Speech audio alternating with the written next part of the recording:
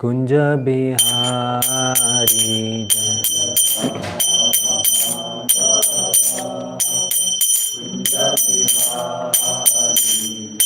गोपी जन वल्लभा गिरिवरधारी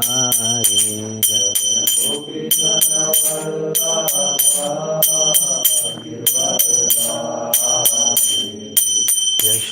यशोदानंदन ब्रज जन रंजन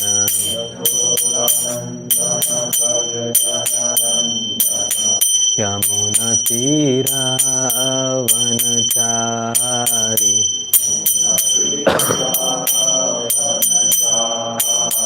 यमुना तीरावनचारी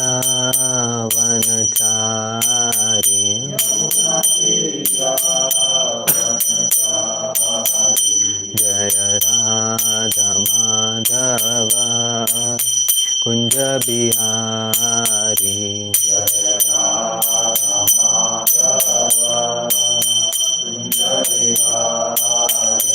हरे कृष्णा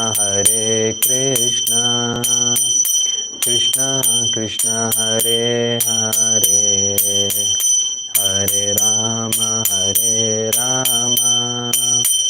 राम राम हरे हरे हरे कृष्णा कृष्णा कृष्णा कृष्णा हरे हरे हरे राम राम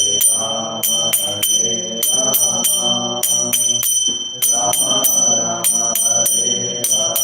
हरे हरे कृष्णा कृष्णा कृष्णा हरे हरे हरे राम राम राम हरे हरे हरे कृष्णा कृष्णा कृष्णा कृष्णा हरे हरे हरे राम राम राम हरे हरे हरे कृष्णा कृष्णा कृष्णा हरे हरे हरे राम राम राम हरे हरे हरे कृष्णा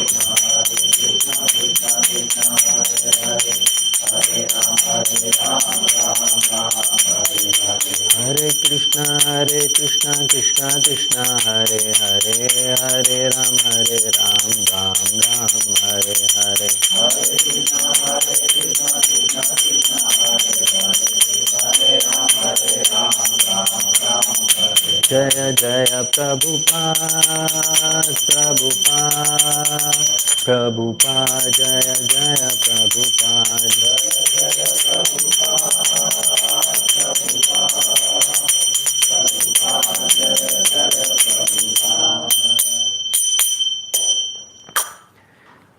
हरिनाम संकीर्तन यज्ञ की जय। ग्रंथराज श्रीमद् भागवतम की जय। So we'll start with some prayers. You can close your eyes. Om Namo Bhagavate Vasudevaya. Om Namo Bhagavate Vasudevaya. Om Namo Bhagavate Vasudevaya. Om Namo Bhagavate Vasudevaya. Om Namo Bhagavate Vasudevaya. Om Namo Bhagavate Vasudevaya. Om Ajnanatimirandhasya Jnananjana Shalakaya Chakshurunmilitam Yena Tasmai Shri Gurave Namaha. Namo Vishnupadaya Krishna Prishtaya Bhutale Srimate Bhaktivedanta Swamin iti namine Namaste Saraswate Deve Gauravani Pracharine Nirvishesha Shunyavadi Pashyatya Deshatarine Namo Mahavadanyaya Namo Mahavadanyaya Krishna Prema Pradayate Krishna Prema Pradayate Krishnaya Krishna Chaitanya Krishnaya Krishna Chaitanya Namane Gauratushe Namaha. Namine Gauratushe Namaha. He Krishna Karuna Sindhu He Krishna Karuna Sindhu Deenabandho Jagatpate Dinabandhu Jagatpate Gopesha Gopika Kanta Gopesha Gopika Kanta Radha Kanta Namostate Radha Kanta Namostute Tapta Kanchana Gaurangi Tatra Kanchana Gaurangi Radhe Vrindavaneshwari Radhe Vrindavaneshwari Vrishbhanu Sute Devi Vrindavanusute Devi Pranamami Hari Priye Pranamami Haripriye Vancha Kalpatarobhishya Vancha Kalpatarubhishya Kripa Sindhu Vacha Kripa Sindhu Vacha Patitanam Pavanebhyo Patitanam Pavanebhyo Vaishnavebhyo Namo Namaha. Vaishnavebhyo Namo Namaha. Jai Shri Krishna Chaitanya Jai Shri Krishna Chaitanya Prabhu Nityananda Prabhu Nityananda Shri Advaita Gadadhar Shri Advaita Gadadhara Shri Vasadi Gaur Bhakta Vrinda. Shri Vasadi Gaura Bhakta Vrinda. Hare Krishna Hare Krishna Hare Krishna Hare Krishna Krishna Krishna Hare Hare Krishna Krishna Hare Hare Hare Rama Hare Rama Hare Rama Hare Rama Rama Rama Hare Hare. Rama Rama Hare Hare. Mokam karoti vachalam pangum langayate girim yat kripatam ham vande Shri Guru Dinatarinam Paramananda Madhavam Shri Chaitanya Ishwaram.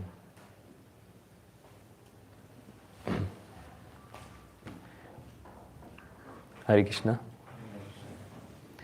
So we'll be starting with this session. We'll be discussing from the Bhagavad Gita. And today's topic, as I already mentioned, very, very important topic. Explaining different aspects of our philosophy or technical aspects of our philosophy, which is very, very important to understand when we speak about, when we speak all these different terms like Krishna, Supreme Personality of Godhead, or we have discussed this in level 2 also, different angles we see. But now we'll be discussing something in technical basis, something on a technical basis, more on a philosophical basis. And also, I decided to change the way of our class. So we'll have a class for 1.5 hours. Then we'll have Q&A, whatever questions we have. Last, we'll be having realization sharing. Sharing our realizations, whatever we have understood from this. And finally, a 10 minutes discussion on preaching aspects. That I'll let you know what is that all about. That is a new thing we are trying to add. Basically, how we can spread this knowledge more and more. As we are learning, we are getting this knowledge more and more. How we can also give it to others. So recently, I remember I was speaking to one boy. So he was from this. Okay, we'll let that. Shri Shri Gandharvika Girdhari Sri Mahaprabhu ki Jai.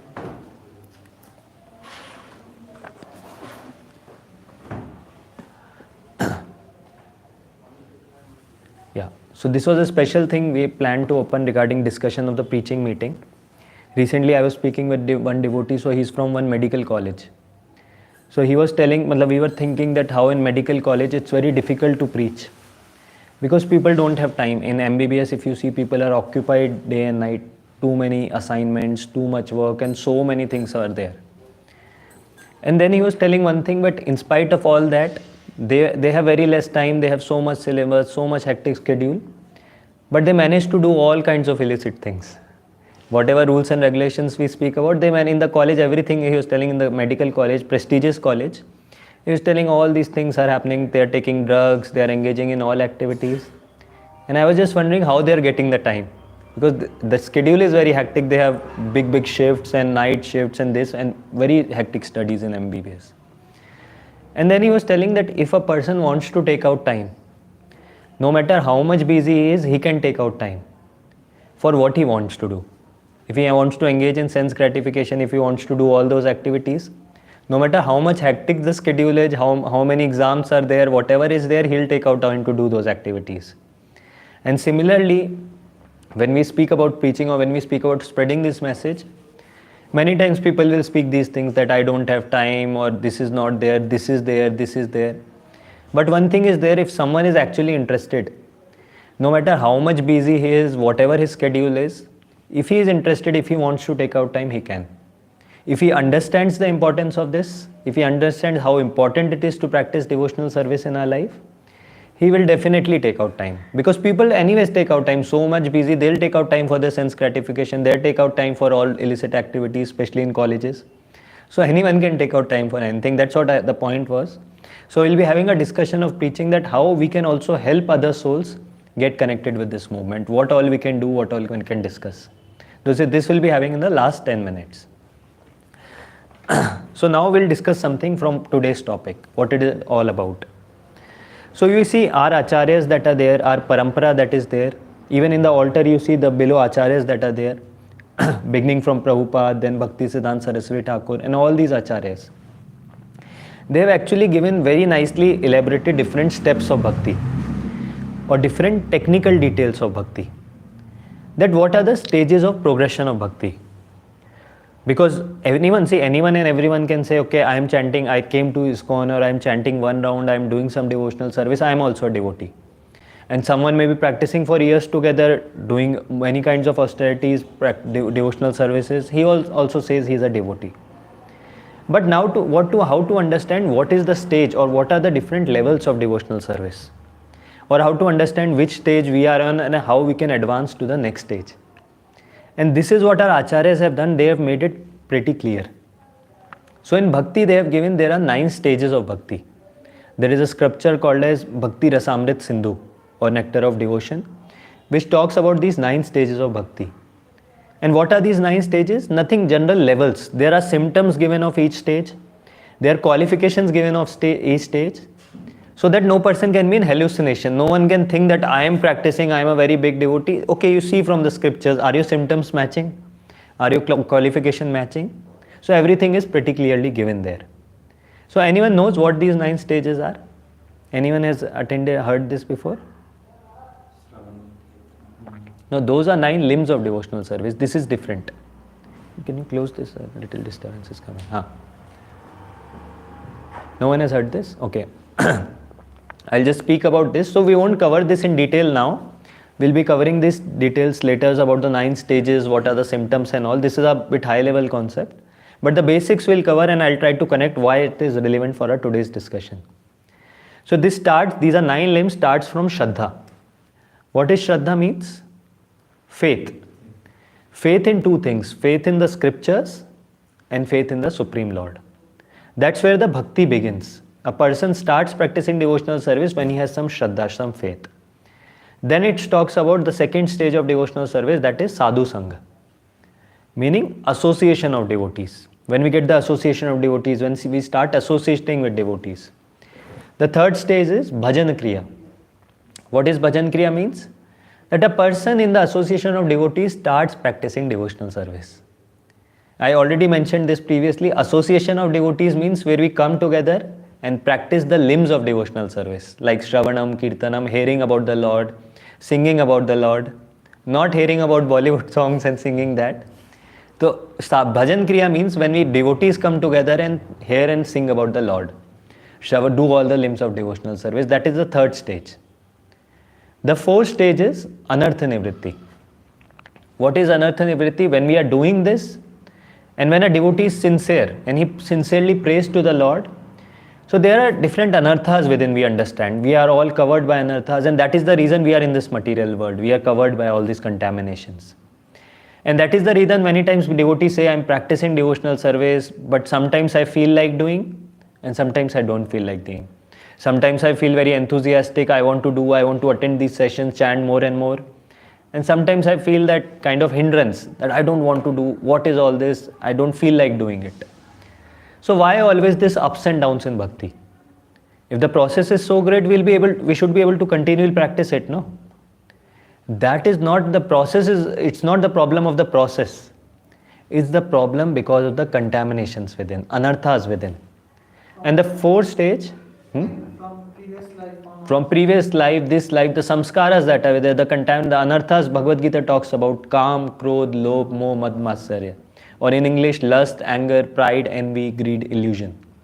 Or everyone has these anarthas, and that's why we are here. No one can say I am a pure soul or something like that. So anartha nivritti is the stage when these anarthas start getting clear off.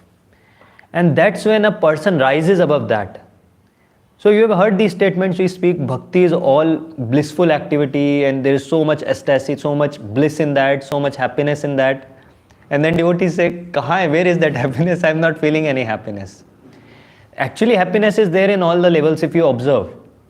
But that happiness increases multi-folds, many folds when we cross this level. When we cross, those anarthas are cleared and we cross the above levels, higher levels of devotional service. And that's why we see advanced devotees that are there, devotees who have practiced for a long time, who have advanced in these levels. They experience a different kind of joy within, relishment within. And that's why whatever external happens, they are unaffected. They are very, very strong within, very blissful within. That is above anartha nivritti comes nishtha, ruchi, asakti, bhava, and the highest is prema. That is what we are all aspiring for. That is what we talk about, love of Godhead, or attaining Krishna this very lifetime, getting out of the cycle of birth and death, meaning achieving that highest level. Abhi, but just imagine one thing, someone talks about, let's say I want to crack a IT exam, but I am in the 5th standard. So what will I start doing? It's not that 5th standard I'll start clearing the IT exam or studying all the questions that are there. No, right? What will I do? I'll gradually move step by step. I'll first go from 5th to 6th, then next standards, and side by side I'll study something extra. Similarly, when we speak, the goal is prema, but then where we are, we have to see. And that's why this levels, understanding the different levels in bhakti is important, that we understand where we are and where is the goal, and then gradually step by step we'll move. Otherwise, we don't be in the illusion that I want to attain prema or I want to go there. First, you go from one by one, step by step. So now we'll try to understand this from the first level itself. Or we'll try to go in depth from the first level, that is Shraddha, what we discussed about faith. That what is that faith all about? And there is a symptom, as I talked about this, people who are advanced in these levels of devotional service. Sorry, my throat is not well today, but yeah. People who cross above anartha nivritti. So generally what happens when we practice devotional service, when we are doing different devotional activities, we are chanting, or let's say we are reading the scriptures, we are hearing the lectures. We are doing all these activities, but mind is somewhere else. Even sitting in the class, mind will be somewhere else, to our PG, to office work, or somewhere or the other. That is what happens generally. Everyone it happens. That is by natural to happen, because our mind is contaminated with the 3 modes. But when a person advances in devotional service, when we goes in the higher levels, even while doing material activities, he might be doing some office work, some material activity here and there, but his mind will drift towards the Lord. Somewhere or the other, he'll get some thought of the Lord. Just like right now, if you are too much attached to something, whatever activity we'll do, we'll constantly think about that thing. Too much attached to women or whatever it is. Whatever we are doing, we'll be thinking about that person. Similarly, a devotee who is advanced in these levels of devotional service, whatever activity he's doing, even if he's going in office and coding, somewhere or the other he'll think something related to the Supreme Lord. The example in the scriptures is given, even if he'll see someone's hair that is black, he'll remember Krishna, because Krishna's color is black. Even when he sees the rain-filled, freshly formed clouds, Krishna's another name is Ghanshyam. He looks like those. The color is like that. He'll see that and he'll remember the Lord. And for us, what is the stage right now? That even when we go to the temple and we'll see the Lord and his hair, we'll remember someone else here. So this is the stage of advancement, that this is what is meant by advancing in devotional service. Person advances to such an extent, whatever he sees, he'll remember the Supreme Lord. And that happens after anartha nivritti in the higher stages. And he's blissful, very, very relishing those things within. He's always satisfied, very, very happy within. He experiences a different kind of bliss that is incomparable to any bliss in this world. Those are the higher levels. And that's why everyone aspires for that. That is why we should also aspire that we reach that level once. Otherwise, what is the use? Why come here, spend so much time and not get anything out of it? We come here, so we should have a goal, that this is the goal we want to achieve one day. So now we'll try to discuss from the first level and try to understand that where we are. or what is the position we are in and what is the position we have to achieve. So now the qualification symptom of what we had spoke about, Shraddha or faith. What is that faith? So we'll go to the next slide. Anyways, before discussing that, we dedicate this presentation as always to Srila Prabhupada because he is the one who gave all these teachings, who spread all these teachings that were there in the scriptures, but he is the one who translated for all of us, so that we can understand what is the qualification required at each level, so that we can think about, I want to progress on this path of devotional service. It is he who did all these things. Different criteria, qualifications, and these are very different from our criteria. It's not that you think we have gone to level 1, level 2, level 3, so I am advancing. These are a bit different because this is more of an internal thing. We might be externally doing activities, but how much internal mood is increasing, that is what determines our progress. And now we'll be discussing all those things. But of course, when we externally do something, then only internal also comes. अब ऐसा नहीं someone say, अरे हाँ external chanting कर रहा हूँ, mind is not there, so I'll stop chanting also. Not like that. We have to do externally, then only mind will get engaged in all these things. So I was speaking about first qualification, that is Shraddha. Now this Shraddha, initially what we have is called as Komal Shraddha, or very weak faith, delicate faith that is there. We have faith, but that is very delicate. What is meant by this? Like we come here, we discuss about the scriptures, we understand. Shraddha's first qualification is unflinching faith in the scriptures. Whatever holy books that are there, the scriptures that are there, one should have complete faith that the words are exactly true. One should not think these are exaggeration, I don't know, maybe they may be correct, they might not be correct, whatever it is. He should have complete 100% faith that whatever is in the scriptures is 100% correct. That is the stage of Adav Shraddha. But now I spoke another word, that is Komal Shraddha, or delicate faith. Why it is delicate? We come here, we get that faith, we get that enthusiasm, we go out and start practicing. And we also start doing one more thing, we start preaching to others. We might not be fully practicing, but more than that, we get the relishment in preaching to others, giving the message to others. And what happens then? Then other person starts arguing. We might be knowing some things and some things we might not be knowing. But let's say we go to some person who has strong arguments which we can't refute. And then our entire faith shakes. We start doubting, what he's saying makes sense only. Maybe they are telling something incorrect. Maybe these ISKCON people, they are just brainwashing or something. I don't know. Because we don't have much knowledge. And I remember in my initial days also, I attended few classes. And then I started preaching, oh, this is this, this is that, and XYZ. And some people gave strong arguments. And I didn't know the answer, what to respond to them. And I was feeling, what they are saying actually makes sense. Maybe these people don't know anything, they're teaching something wrong. Then I went back, then I clarified, and then I got more answers. And then like this it continued.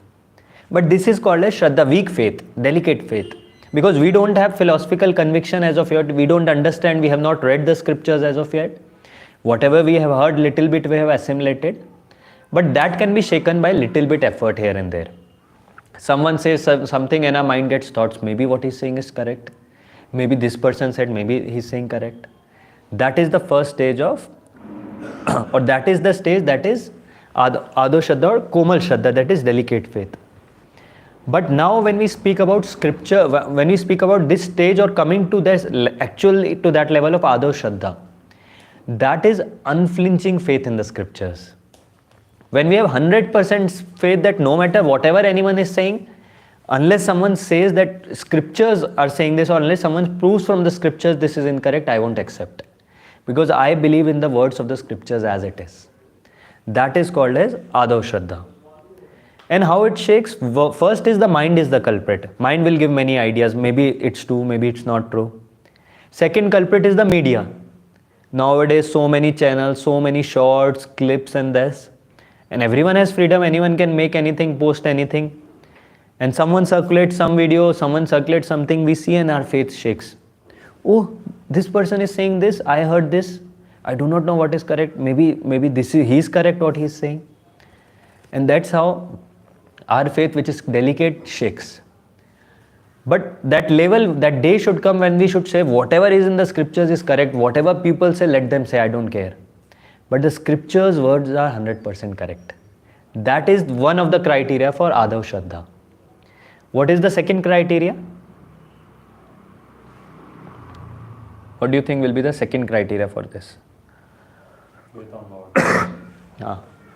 First criteria is unflinching faith in the scriptures, and second criteria is accepting Krishna as the Supreme Personality of Godhead.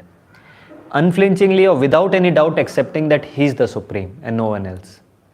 When these two things become 100 very strong, we get that conviction and faith, then we step on the first ladder, that is Adav Shraddha. Then we get the faith, actual faith we talk about, and then we can think about proceeding to the next level.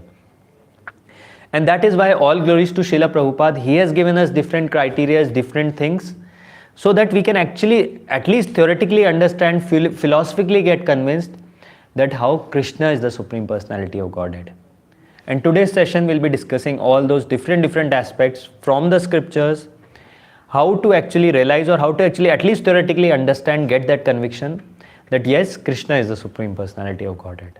Not just lip service, not just we have to say He is there, but we should know why He is there, what is there in the scriptures. Not just because we have come to ISKCON and here the name is Krishna consciousness, they'll speak about Krishna, or not some biased reason, but why we are speaking, that we should understand. And that will definitely increase our faith. So now we'll discuss different activities of the Lord, different pastimes of the Lord, to understand that how He is actually the Supreme and how no one else can be compared with Him.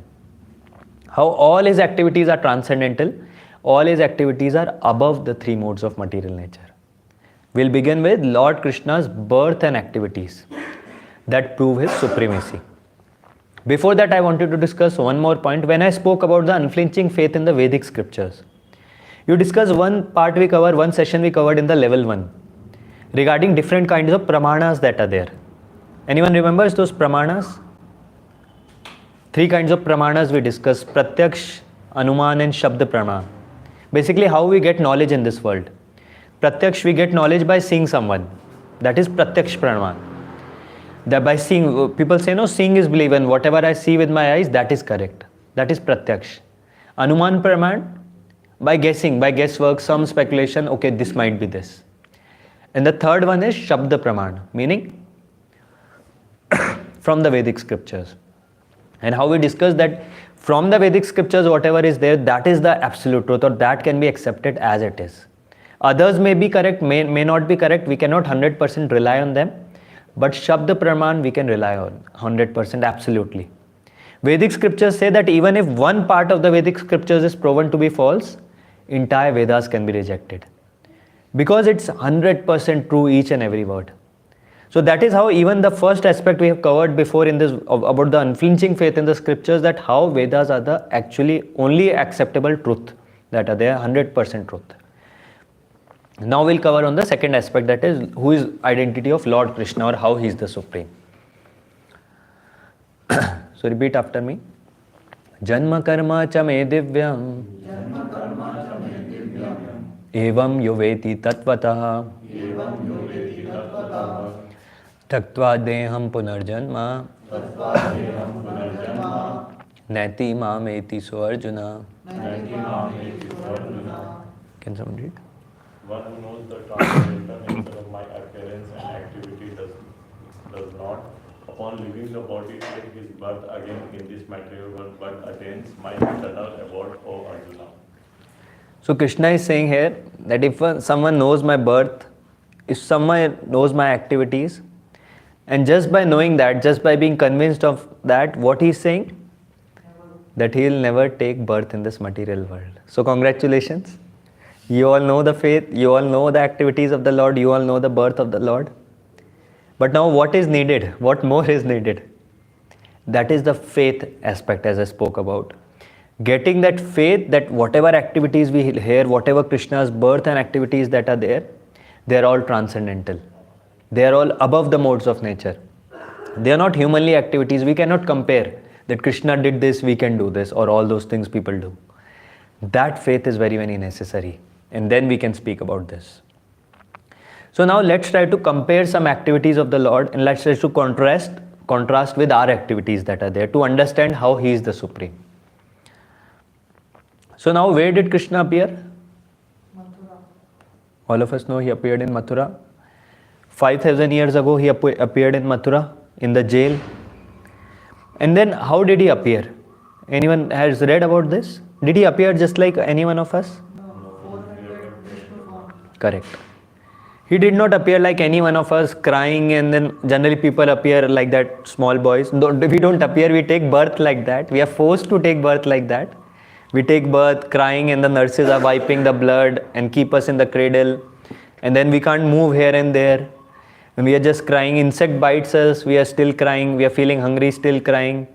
If we pass stool and urine there, then also we start crying. And we can't do much.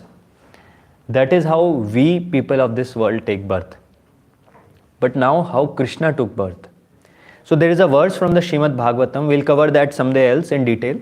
But that talks about the Lord Krishna's appearance or his birth. That is from the 10th canto, 3rd chapter, 9th verse. You can refer to it if you want to read more about this. Krishna appears in this Swarupa, Chaturbhuja form, as Lord Narayan.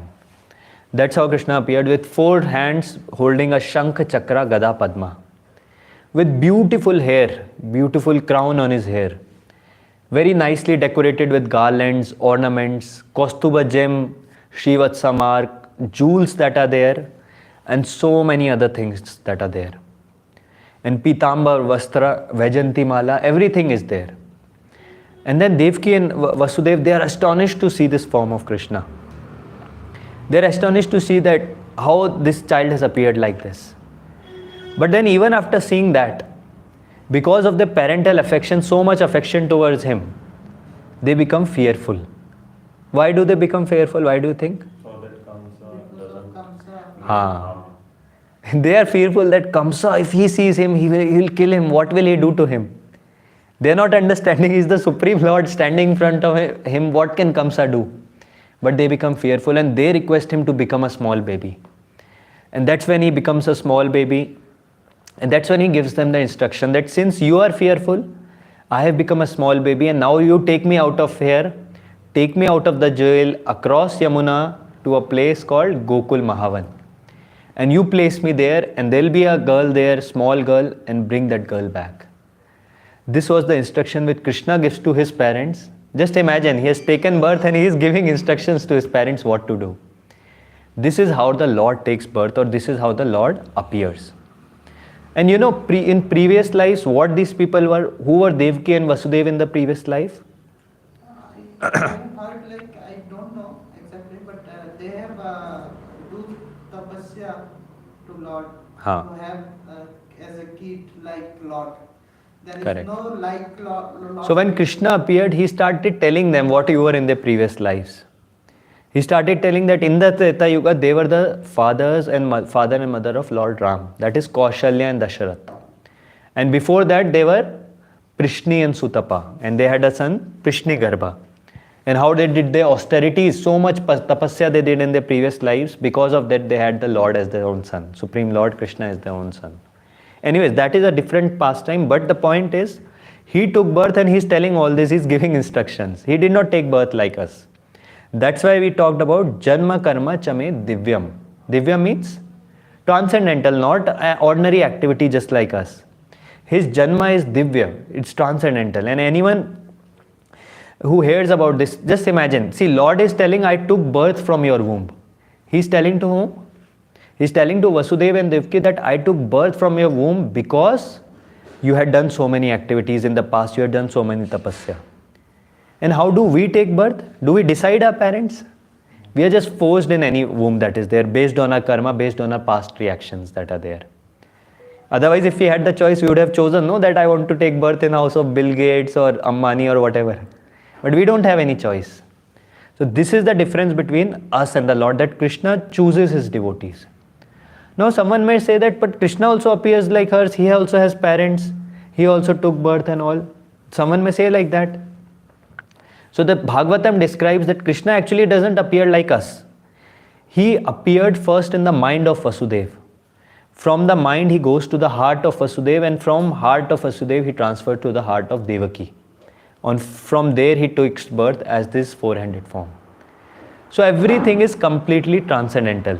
There is no tinge of material element in it. We cannot compare that, I also take birth like this, or I also did all this. Anyone took birth like this? No, right? So that is that is the janma of the Lord, or the appearance of the Lord. Now the second thing we discussed, janma karma cha me divyam. Karma of the Lord, or activities of the Lord. So now tell me some activities of the Lord which are transcendental. Actually all the activities are transcendental, but any activity you can remember which you think is transcendental, not a normal ordinary activity. One of the activities, lifting the Govardhan hill. So he was 7 years old when he lifted the Govardhan hill. And how did he lift? It's not that he started going to gym for 1 month and then practiced and something. Just like that he went, and with a small finger he lifted the Govardhan hill. And for how much time?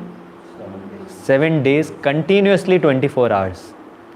Was he tired? Was he sweating, or too much anxiety, or how will I hold it so much time or something? Nothing.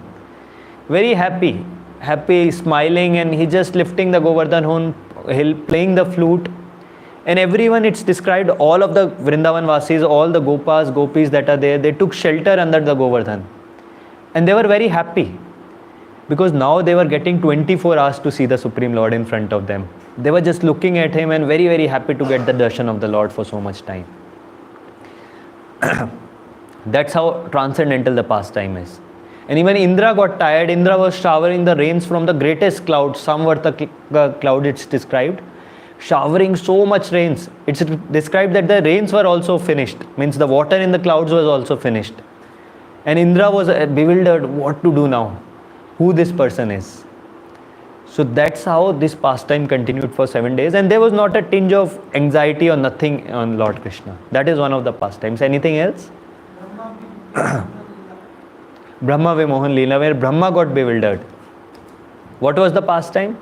That Brahma stole all the cowherd boys of Lord Krishna, which were there, which were playing along with the Lord, thinking that this cannot be the Supreme Lord.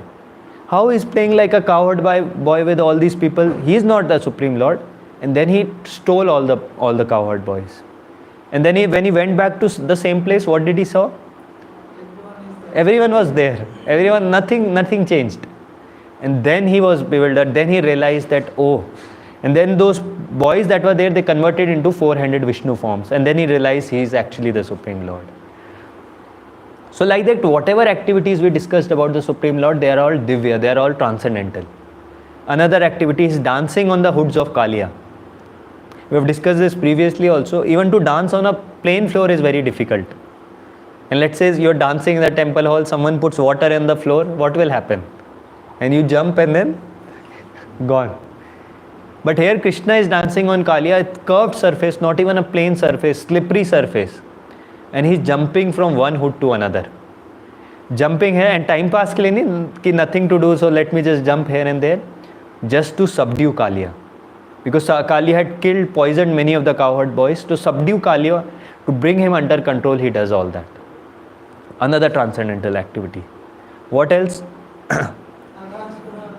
Killing of the demons. So many demons he killed in Vraja. All were transcendental activities. He was a small boy and demons were so big.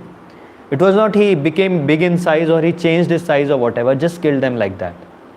The mud eating pastime was there, one of the mud eating pastimes that was there. Anyone knows that pastime?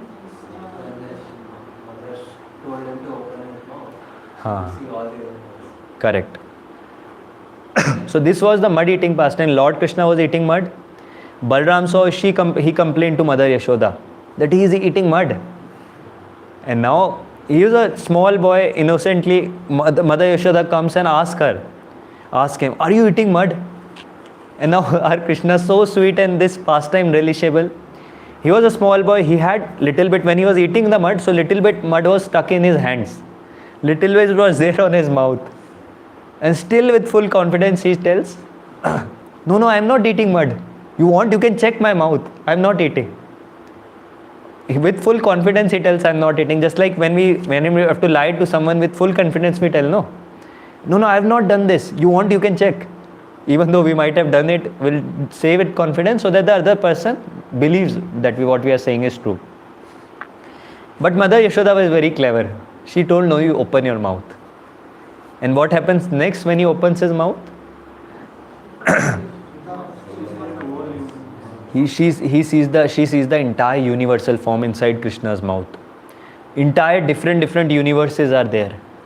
And in that she sees one of the universes. In that she sees one of the planets. In that she sees Vrindavan. In that she sees herself, Mother Yashoda, playing with another Krishna that is there. And she is just astonished seeing all that.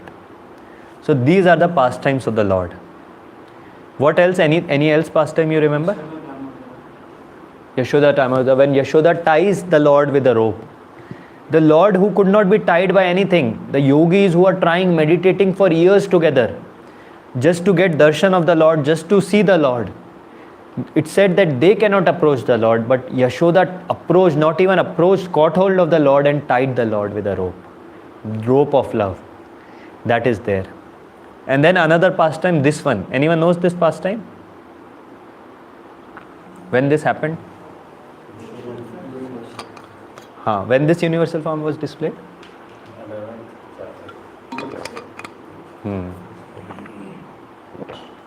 This happened twice. One in the Bhagavad Gita. So Arjuna in the 10th chapter, Krishna is describing all about his opulences. These are my opulences, I am this, I am that. And then Arjuna gets the desire that I want to see your universal form. Please show me your universal form. And this is when Krishna displays his universal form. And Arjuna was completely bewildered when he saw that universal form. So many hands, so many faces, so many legs, so many mouths. Very big, vast. Wherever he is seeing that eternal form on the battlefield of Kurukshetra. And then he becomes fearful. Then he starts apologizing. He says that, I'm very sorry, I have addressed you as Sakha, I made you a chariot driver, I addressed you as a friend. I didn't know who you are. You tell me who you are. He was not able to understand who this personality is. That's what happened to Arjuna when he saw this universal form. And he saw in that universal form that all the soldiers that were there on the battlefield, they were gushing. They were moving in the mouth of the Lord. And some were getting stuck in the teeth. Just like when we eat something, something gets stuck in the teeth. Soldiers of the army of the battlefield were getting stuck in that mouth of Krishna. And some were getting chewed by the Lord. And all this was being seen by Arjuna, and he got really bewildered, really fearful, seeing that universal form. So that is another evidence of Lord Krishna's transcendental activities or activities that are above the modes of nature.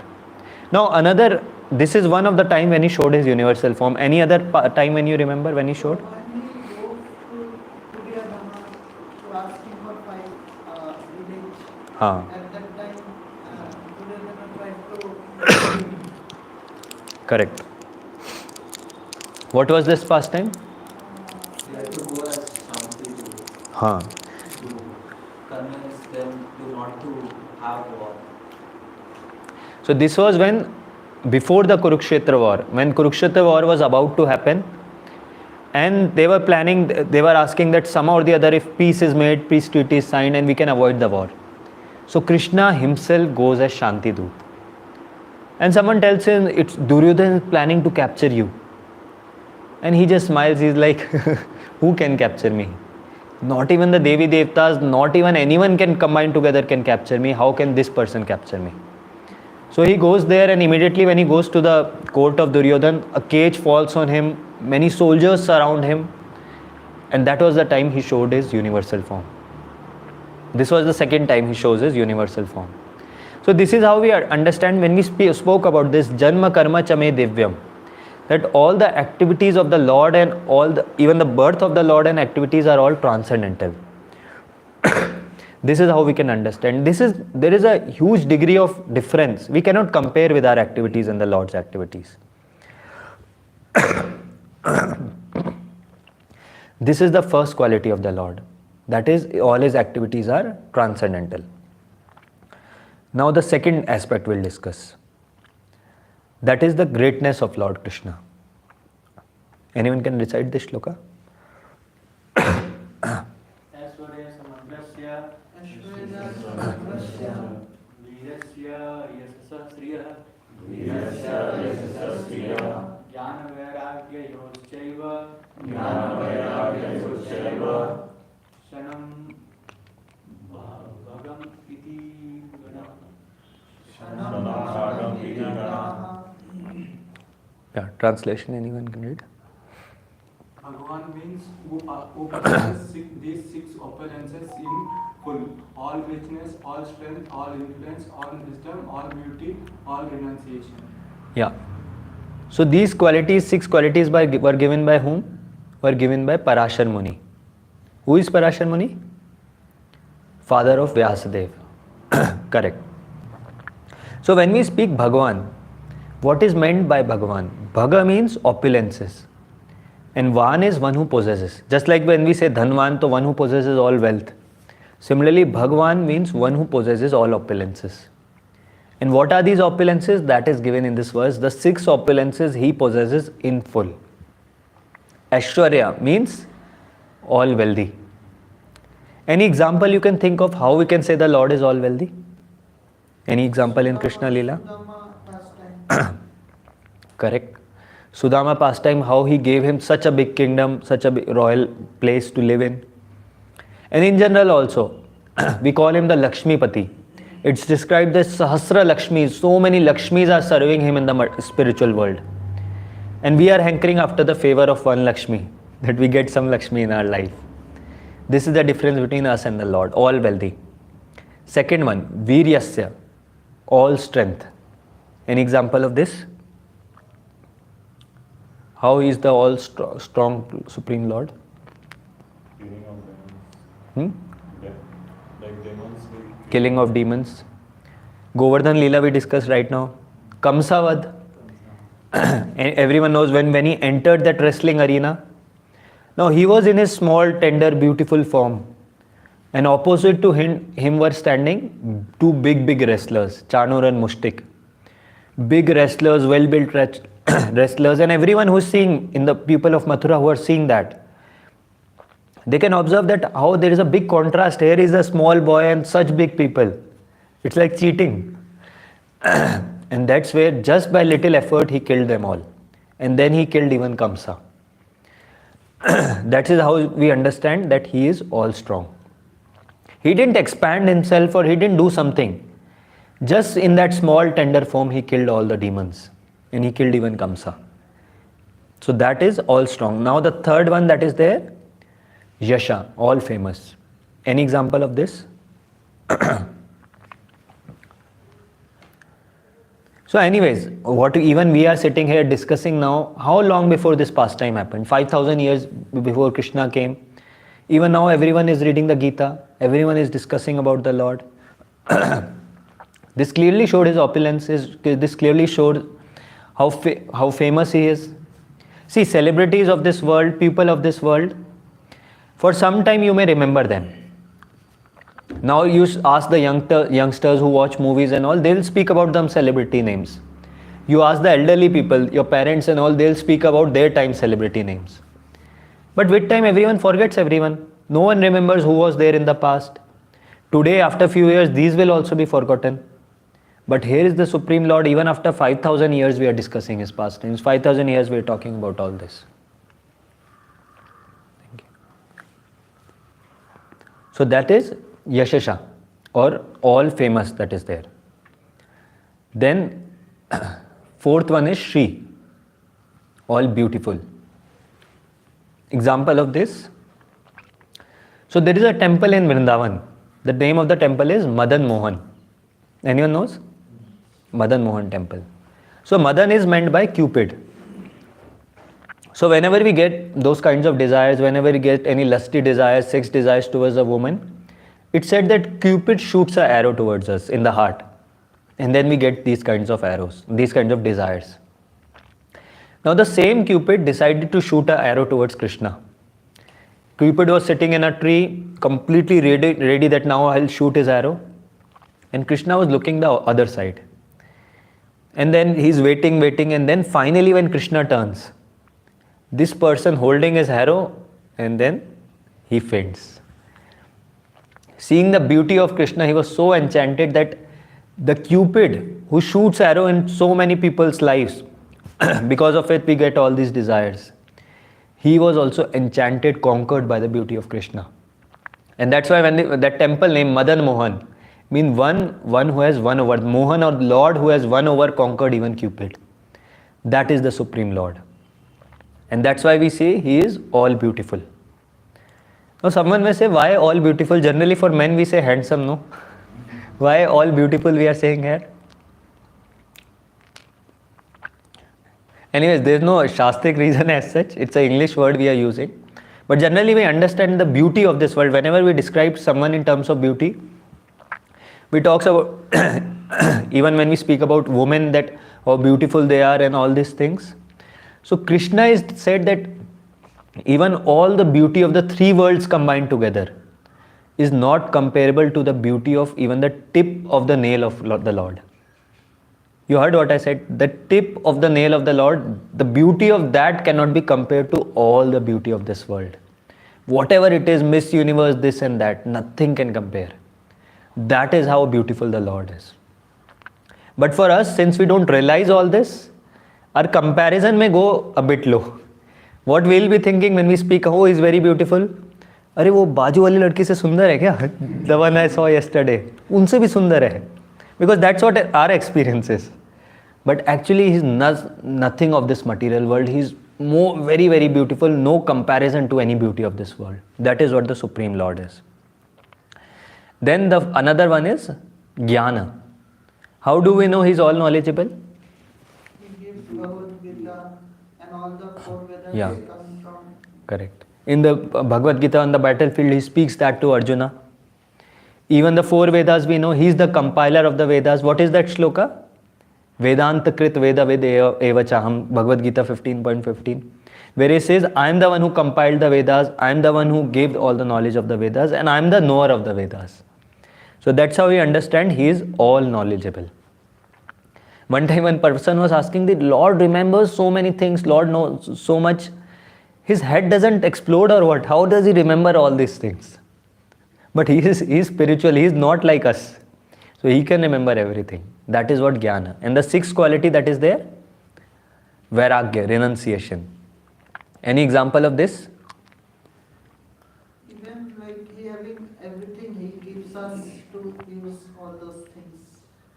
It's sort of a Vairagya. Correct. He creates this material world for us. He stays aloof from this. He gives us that you enjoy whatever we want to do in this world.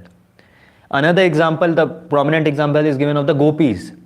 In the Ras Leela, when the Ras Leela was going on, he was there with so many gopis, the 10 lakh gopis. And it's described that the beauty was incomparable, the topmost of the beautiful women that were there, beautiful gopis that were there. And he left them in the middle of the night, completely renounced. He's not Sri Lampat, or he doesn't want to enjoy women or something.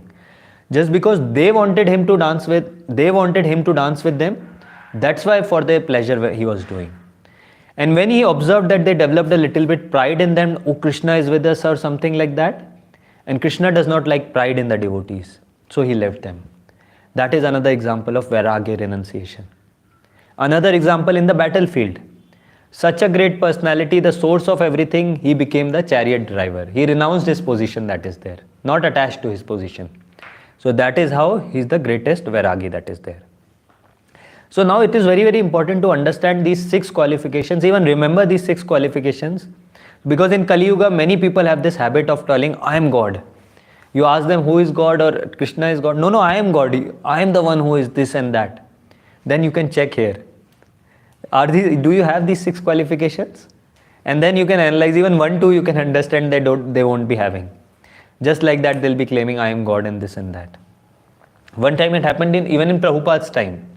So there is a class of people, we call them themselves Mayavadis, or people who consider themselves to be God.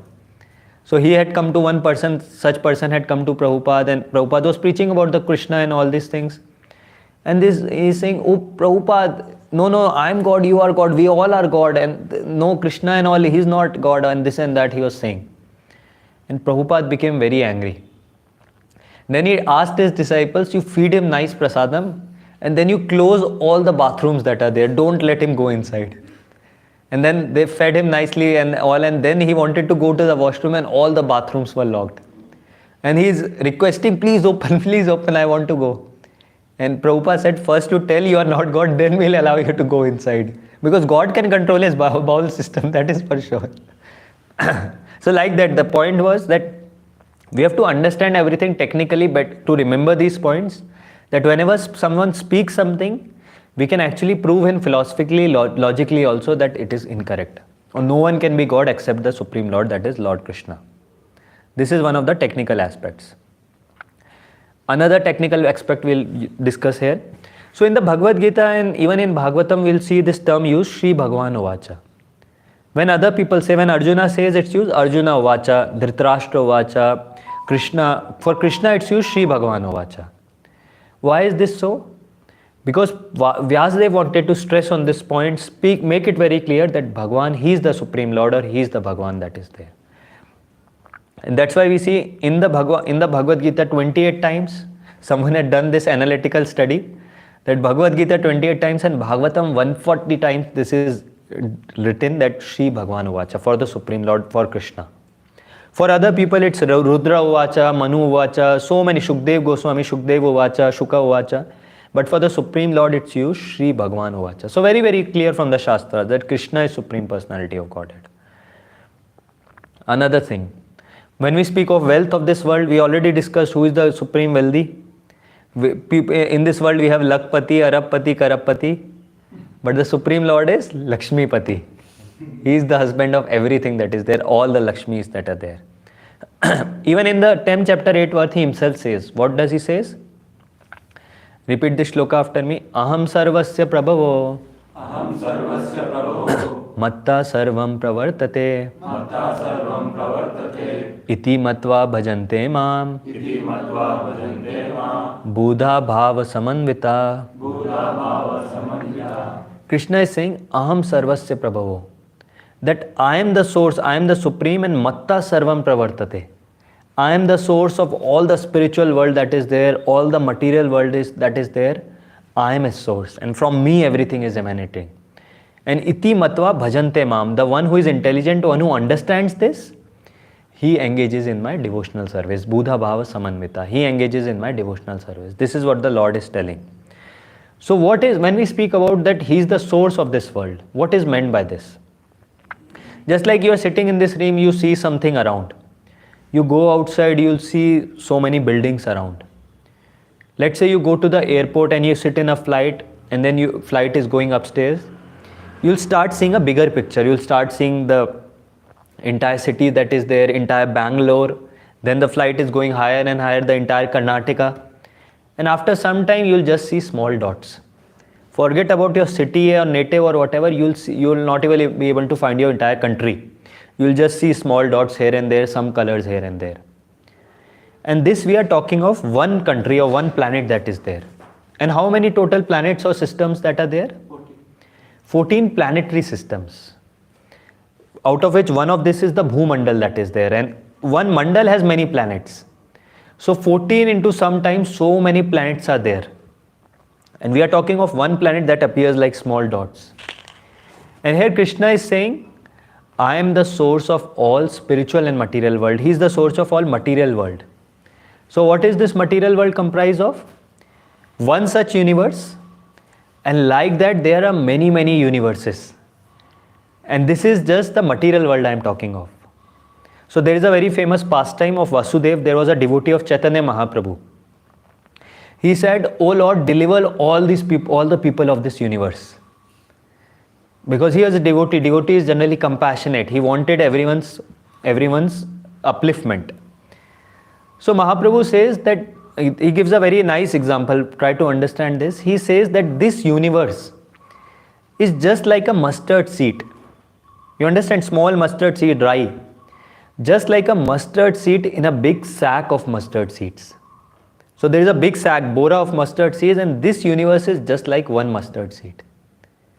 What it means, that just imagine how many universes are there. And even if we deliver people of one universe, that won't make much difference. So many are there. So this is the entire description of the material world.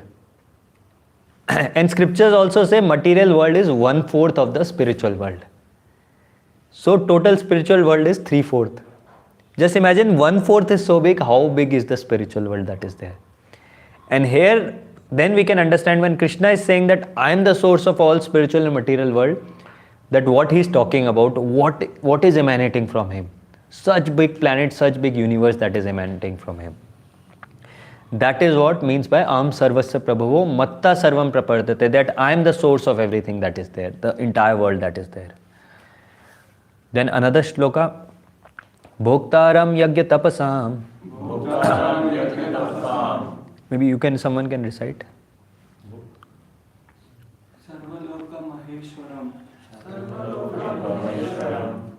Suhardam Sarva Bhutanam. Gnatva Mam Santim Achati. Yeah, can anyone read translation? A person in full consciousness of me, knowing me to be ultimate beneficiary of all sacrifices and austerities, the Supreme Lord of all planet and demigods, and the benefactor and well-wisher of all living entities, attain peace from the pangs of material miseries. So here also explicitly he declares how he is the Supreme. He is telling Sarva Loka Maheshwaram, I am the Supreme Lord of all the planets, all the Devti Devtas that are there. Very, very clearly he is explaining. And then he is saying Suhridam Sarva Bhutanam, that all the living entities that are there, I am their well-wisher. I am always thinking good about them. People say many times that why did the Lord did this to us, that to us. But here he is telling he is the Suhrida or the well-wisher. He is not a tyrant master just inflicting some miseries upon the people. So that is this. And now another shloka we'll discuss where he tells about this. Yeah, can anyone recite? Sorry. Atava bhune tena kim. Gyastena tavarjuna. Visto bhavam idam krishnam. Ekam sena sthito jagat. Yeah, can anyone read translation? But what need is there, Arjuna, for all this detailed knowledge? With a single fragment of myself, I private and support this entire universe. Yeah. So you can try this. If you read the 10th chapter of the Bhagavad Gita, the 10th chapter is called the Opulences of the Absolute, where Krishna is describing various of his opulences. He says that how whatever you see in this world, whatever that is there, is his own manifestation. And at last when he describes all that, at last he says that how much can I describe or how much more should I describe? And finally he says this word, Ekam Shena Sthito Jagat. That this entire universe is fragmented on a single, entire universe is sustained on a single fragment of mine. So what else you want me to describe? That is what Krishna talks about, his opulences here, that how great he is or how opulent this personality is. And now just think of it that the same great personality, the same opulent personality also is there as Paramatma within our heart. We have discussed this before, that how Lord is there as Paramatma within each and everyone's heart. Generally we see, these two things don't match in this material world. If someone is very great, very high, then he'll definitely be proud, very, very less approachable. He won't be interested to speak, or he won't be that much approachable to people.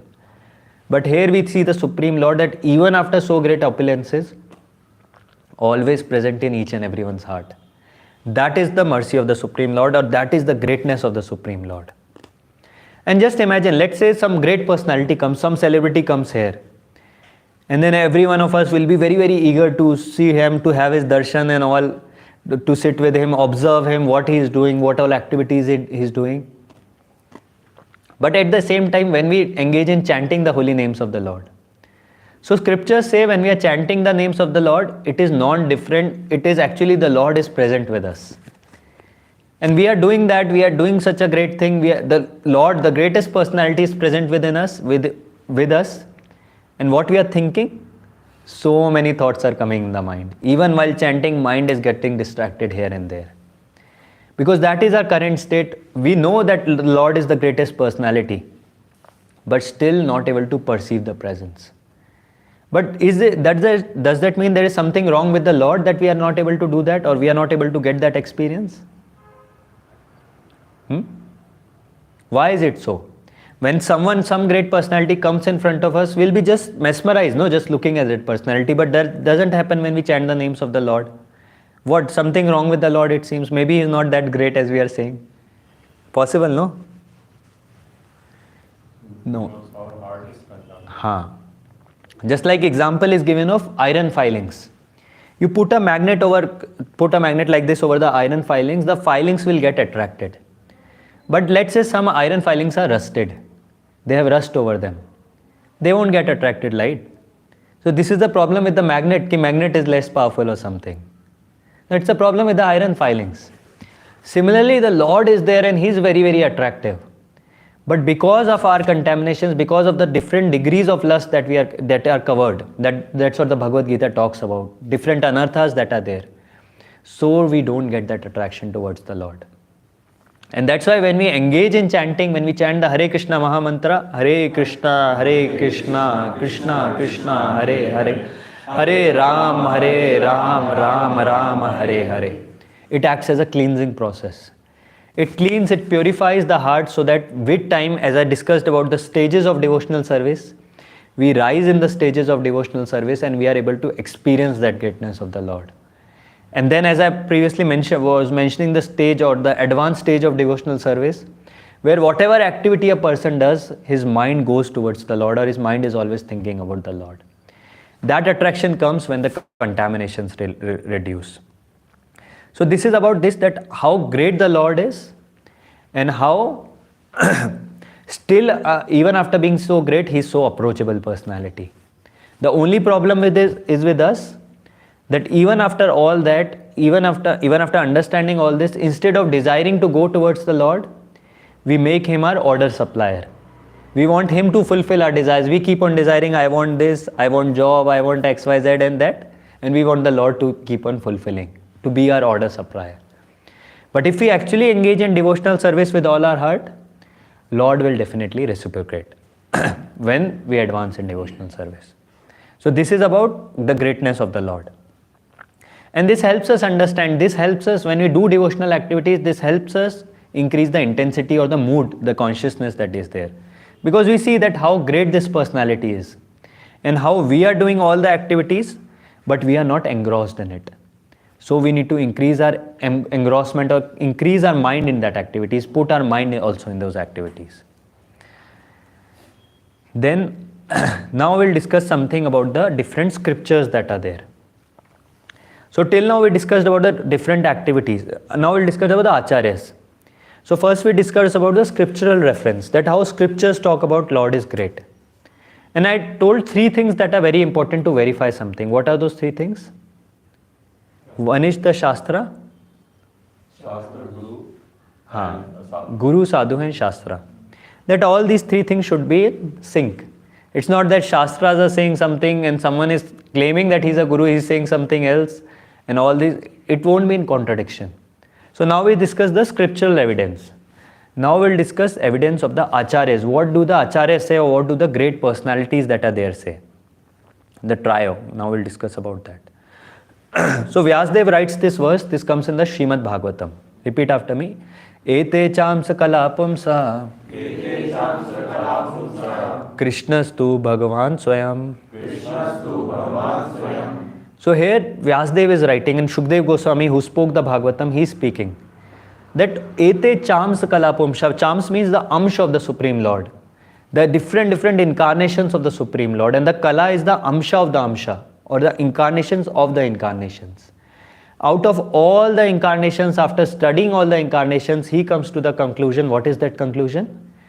Krishnastu Bhagavan Swayam, or Krishna is the Supreme Personality of Godhead. This is being stamped by Shukdev Goswami in the Srimad Bhagavatam.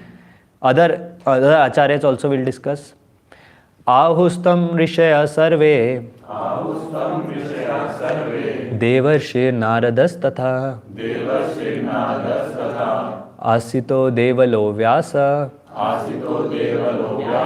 Swayam Chaiva Bravishime. Yeah, can anyone read?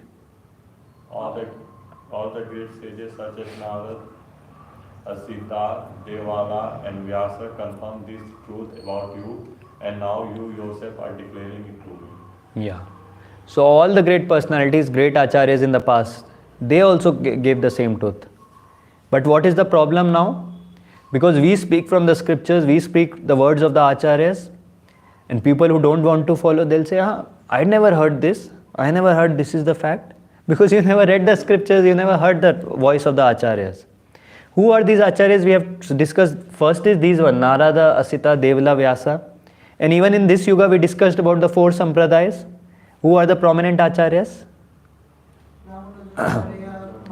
Ramanacharya, Madhvacharya, Nimbarkacharya, and Vishnu Swami. And all the 4 acharyas say the same thing.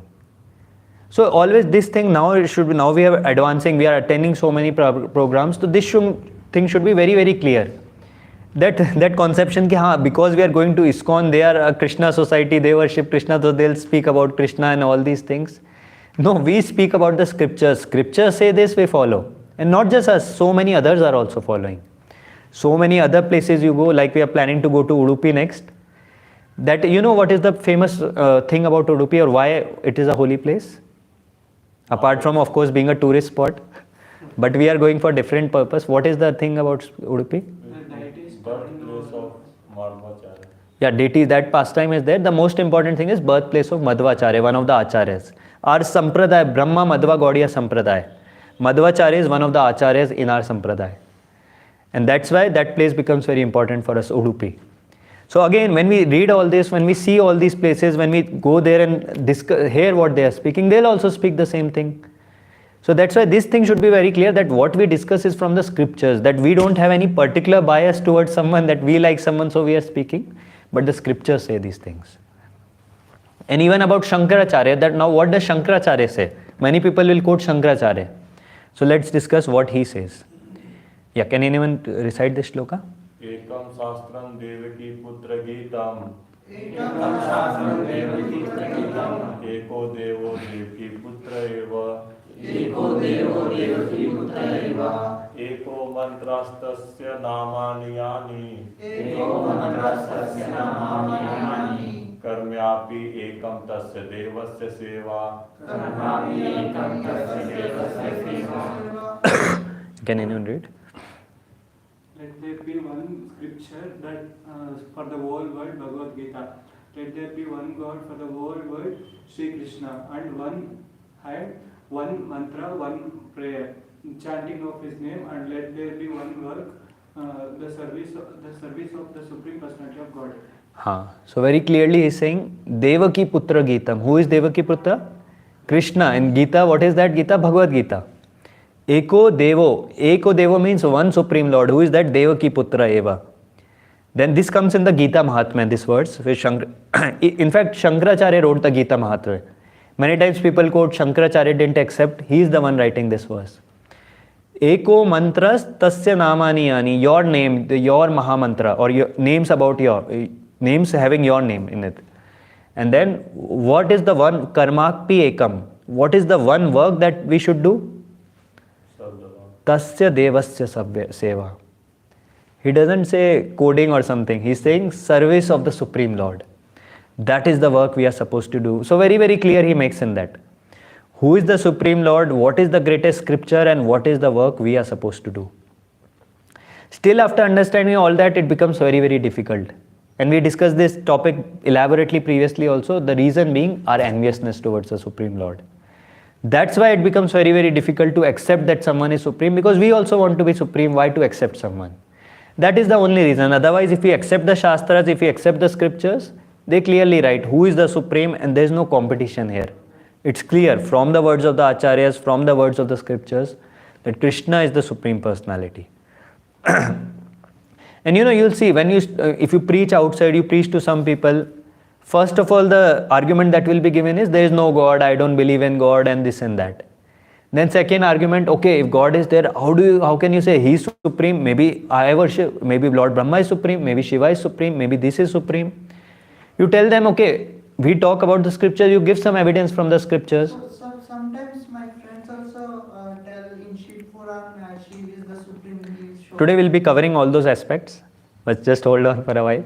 So now people will say Lord Brahma is supreme, Shiva is supreme.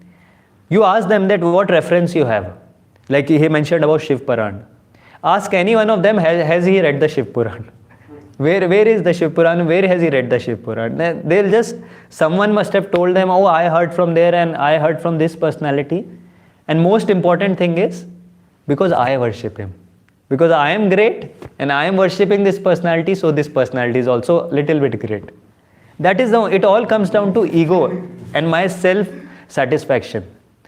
People don't want to accept. You tell someone in general also, you tell someone, oh, this is wrong, this is right. Oh, how can you say, I've been doing this in so many years? Yeah, you may be doing this for so many years, but that doesn't prove it to be correct, no. So that is the point. It's not about who is great. That is very, very clear. We'll discuss from all different angles today that how Krishna is the supreme. But it becomes very, very difficult to accept from someone because of the ego and the pride that is there within. The enviousness towards the Supreme Lord and the ego and the pride that how can I accept someone which someone else is telling, this is what I have been doing and I am a great person. So this thing has to be correct. And it's not about the scriptures or it's not about their loves towards that person. It's not they are big devotees of Lord Shiva or something. But then just to prove myself that I am the one who is right, what I am doing is right, they won't accept. That is the only reason, simple. So that's why very, very important to understand that from the scriptures, from the words of the acharyas, we should be very, very clear that who is the supreme personality of Godhead. And when we understand all this, we can preach in the correct way to people. It's not that we go and start fighting. Arey, how can you worship? Come here, I'll show you now who is the supreme. Not like that. But logically and practically we should understand what are the points we can speak or how we can actually prove this. And one who has Sukriti, one who wants to accept, he will definitely accept. So this is about the verse of Shankaracharya. We discussed till now, Vyasdev spoke about this, Shankaracharya spoke, all the different acharyas spoke regarding this. So there is no doubt in the words, there is no contradiction in the words of the acharya that this person is speaking something, this is speaking something, everything is pretty clear. Another aspect we'll discuss. Lord Krishna's response to most provoking situation proves his supremacy. One of the examples for this is Bhrigu Muni's God test. Anyone heard this pastime? Yes. Bhrigu Muni's, what was that pastime? He keep Lord in his chest. Yeah. So he is one of the sons of Brahma. And now there was a big conference, again people came together. And what was the discussion? Who is the supreme? We want to find out who is the supreme. Correct. So then Bhrigu Muni first went to Brahma, his father. And he went there, he stood straight. You need to Pay obeisances. So nowadays, and even people also don't pay obeisances. That culture has gone long ago. Nowadays people they see their parents and they're like hi-fi and this and that. But anyways, in the past, the Vedic culture, when we see our elders, when we see our parents, we are supposed to pay obeisances. Bhrigu Muni went there and he stood straight, he didn't pay obeisances. And Brahma Muni got angry. Not that he showed his anger, internally in his mind he got angry that how can this person be so irresponsible or disrespectful. He didn't pay obeisances to me, he didn't take my blessings. And now Bhrigu Muni could understand, because he was Trikaladarshi, he could understand what is going on in the mind of Brahma. And that's how he understood this person cannot be the supreme, he cannot get angry. How can he get angry so easily? And that's why even in that pastime he curses Lord Brahma, and that's why we see Brahma is not worshipped anywhere. Except one place, I think that is Pushkarni. He is not worshipped anywhere in any form. This is because of this pastime. Then he goes to Lord Shiva. So now Brahma is insulted on the level of the mind. Now Lord Shiva was even more hilarious. Now he goes to Kailash Lok and Shiva is with Parvati. Shiva stands up very happy to see his brother. He starts going towards his brother. And then Bhrigu Muni is like, Chi, what are you doing? Get away from me. You dirty person, you're covered with ash and skull and this and that. Don't come near to me. Lord Shiva is like angry like anything. So he insulted Brahma just on the level of mind. Here he insulted Lord Shiva with speech, spoke very offensive, harsh words. And Shiva also responded accordingly. He picked up his Trishul and started running behind Bhrigu Muni. And then Parvati stops him that don't do this. He's a brother, don't kill him. And that's how even he curses Lord Shiva, that you will also be never worshipped in your form. And that's why we say Lord Shiva is worshipped in the form of Shiva Linga, not as the form of Lord Shiva. Then he finally goes to Lord Vishnu. There he goes in his abode and he's saying Vishnu is lying on Anantashesh, Lakshmi is worshipping, massaging his feet. And what he does? He goes there and kicks on his chest. Just imagine, first time he just insulted Brahma on the level of mind. Second on the level of speech. And now with his action he insulted Lord Vishnu. And what was his response? He just gets up, takes Bhrigu Muni, puts him on his bed and starts massaging his feet. Oh Bhrigu Muni, your feet will be hurt because my chest is so hard. It's filled with these ornaments and all, and your delicate feet has touched that chest. So your feet will be very hurt. So let me massage it. And seeing this behavior, seeing this response of Lord Vishnu, Bhrigu Muni was just in tears.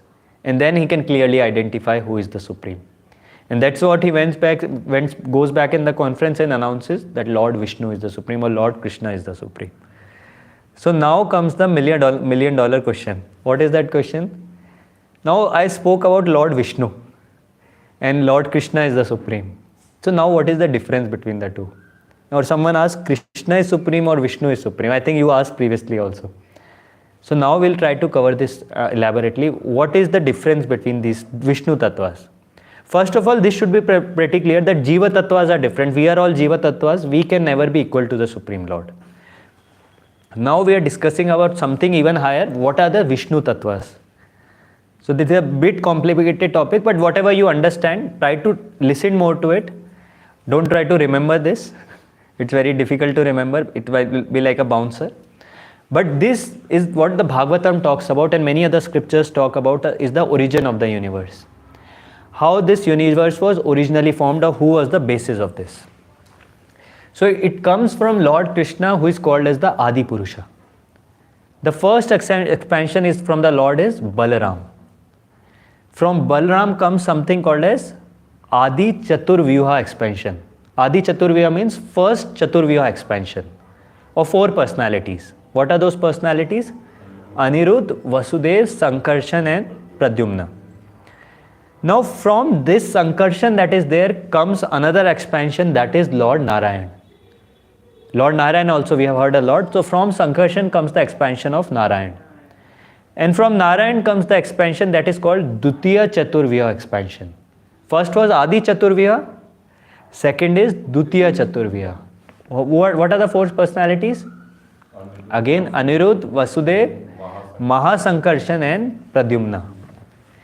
And now from this Dutiya Chaturvyuha that is there, Mahasankarshan that is there, from him comes the expansion of Purusha avatars. What are these Purusha avatars? There are 3. First is Mahavishnu. Second from Mahavishnu comes Garbhodakshai Vishnu. So Mahavishnu, who is Mahavishnu? The one who is lying on the bed, lying on the ocean bed, and from him when on his exhaling, so many universes come out of his body. That is Mahavishnu we talk about. And when he inhales, all the universes goes back inside. That is Mahavishnu. From Mahavishnu, when all the universes come outside, then Garbhodakshai Vishnu enters each and every universe. That is the second level. And then there is something called as Shirodakshai Vishnu, which enters each and every atom. Or we say as Paramatma, Lord is present as a Paramatma in our heart, that is Shirodakshai Vishnu. So when people say why Vishnu is the source or Krishna or Vishnu, first we ask which Vishnu we are talking about. First clarify that, because there are multiple Vishnus. And why generally in this world we speak about Vishnu? Because he comes as the Purusha avatar. Or he's the one most accessible, or the knowledge people have. The knowledge people have of this material world or how the material world originated. They know it originated from Mahavishnu. From his breathing the pores came out and all this happened. And that's why the general conception is that Vishnu is the Supreme. That is correct in the material conception. Till we are here at the level of Purusha avatars, Mahavishnu is actually the origin. And all the incarnation that come in this world, they come from Vishnu. They come from the body of Vishnu. So people who say that incarnations come from the body of the Lord and Mahavishnu the Great, they are correct to one extent, to one level. But now people don't have knowledge of the upper part that is there, or the spiritual world. These are the expansions of the spiritual world. These expansions, Purusha avatars, come in this material world for the purpose of creation, for the purpose of maintenance and annihilation. But there is something beyond this material world. That is the that is the spiritual world that is there. And in the spiritual world, Krishna is the Supreme Personality of Godhead. From him comes these entire expansions that are there. In material world, when avatars or incarnations come, they come from Shirodakshaya or Garbhodakshaya Vishnu. So that's why that part, when people say incarnations come from Vishnu, that is correct. But where does Vishnu come from? That is this whole this. And again, this chart is also not a mind-made chart or someone imagined and made this chart. It's all there in the Bhagavatam. And in other scriptures also, it's mentioned. In many Puranas, many different scriptures, this is mentioned. And like this, about Radharani and the different Shaktis are also there. But anyways, we won't get into that now, otherwise we'll get confused. The point I was trying to make is, when we speak about this $1 million question, Krishna or Vishnu, in this material world, in the respect, okay, Vishnu is supreme, correct, everything comes from him, that is also correct. But when we speak of something, a realm beyond that, that is the spiritual world, then Krishna is the supreme, or everything comes from the Supreme Lord Krishna that is there. So all the 10 avatars come from Mahavishnu? All the? 10 avatars? 10 avatars. 10 avatars, Dasha. So actually not just the Dasha. When we speak about the different avatars, we have read about the Dasha avatars, 10 avatars of Vishnu. But actually if we see, there are not just 24. In the scriptures, millions of avatars. You see, we have discussed that day, you remember the class 1 day of Brahma. We discussed his lifespan. And in every day of Brahma, it's described, in every Manu, one avatar of the Lord takes place. In every Yuga, it's actually described. In every Yuga, different colors of the avatars were given. In every Yuga, one avatara comes. Now just imagine, 1 day of Brahma, there are 14 Manus. 1 day, 1 Manu, there are 71 Divya Yugas. And in every Divya Yuga, one avatara of the Lord comes. And now just imagine how many days it will be and how many avatars it will be.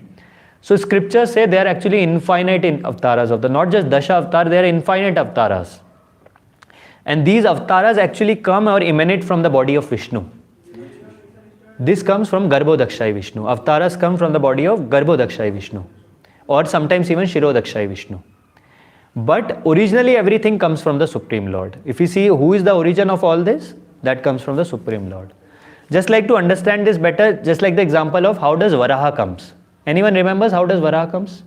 It's from Nose Brahma's of Lord. Brahma sneezes and some particle comes and then that expands into Varahadev. So someone may say Varahadev, the cause is Brahma, that means. Or Varahadev comes from Brahma. Like that Narsimhadev comes from a pillar, so cause will become a pillar.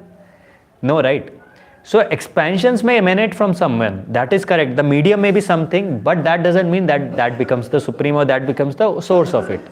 Varahadev is the Supreme Lord. He comes of his own will through the nose of Brahma. Similarly, Narsimhadev comes of his own will to the pillar. Similarly, incarnations come of their own will through Shirodakshaya Vishnu. But the Supreme Lord, or the original of all incarnations, is Supreme Lord Krishna that is there. So the Krishna is also, like when Krishna descended appeared in this material world, so he was also one of the avatar. So he was from Vishnu, or he was that Supreme? Krishna himself, it's described in the, when he comes in this earth, he comes only in 1 day of Brahma. He doesn't come in all the yugas, everything. Only 1 day of Brahma, Krishna comes once. And when Lord Krishna comes, only then Chaitanya Mahaprabhu also comes. We speak, so many times we are so fortunate to be in this yuga, we are so fortunate to be in this age of golden avatar or Chaitanya Mahaprabhu. Because 1 day of Brahma, as we already discussed, there are 14 Manus. And this is Manu that is going on, is the 7th Manu. And 28th Divya Yuga that is going on. And this is the only one time that Krishna himself comes. And when Krishna comes, after him comes Chaitanya Mahaprabhu. And we all are fortunate to be in that time when Krishna and Chaitanya Mahaprabhu personally came. And Krishna personally comes from the spiritual world. Now, he may take, as I already mentioned, from Brahma's nose, Varaha comes. That doesn't mean that Brahma is the source of Varaha. Similarly, he may come from anywhere, but he is the Supreme Lord himself who comes. That way we have to understand. Other Manvantars, In Dwapar Yuga, Krishna doesn't come. No. Different expansions of the Lord come, their descriptions are given, but not Krishna doesn't come. In other manvantras, he doesn't come. He comes only once in one day of Brahma. And same is that about Chaitanya Mahaprabhu, that whenever Krishna comes, after him to spread this Sankirtan movement, Chaitanya Mahaprabhu also comes once in the day of Brahma. And Lord Rama comes in every month. Lord Rama, not every, but Lord Rama means the description about Lord Krishna is given that he comes once. Lord Rama, multiple pastimes are there. He can come multiple times also. There is no as such description is not there. So I can't say for sure he comes multiple of one time. But for Krishna we can say only once he comes. So this time, this recent avatar of Lord Rama is in this Divya Yuga, just like Krishna came in this Dwapar.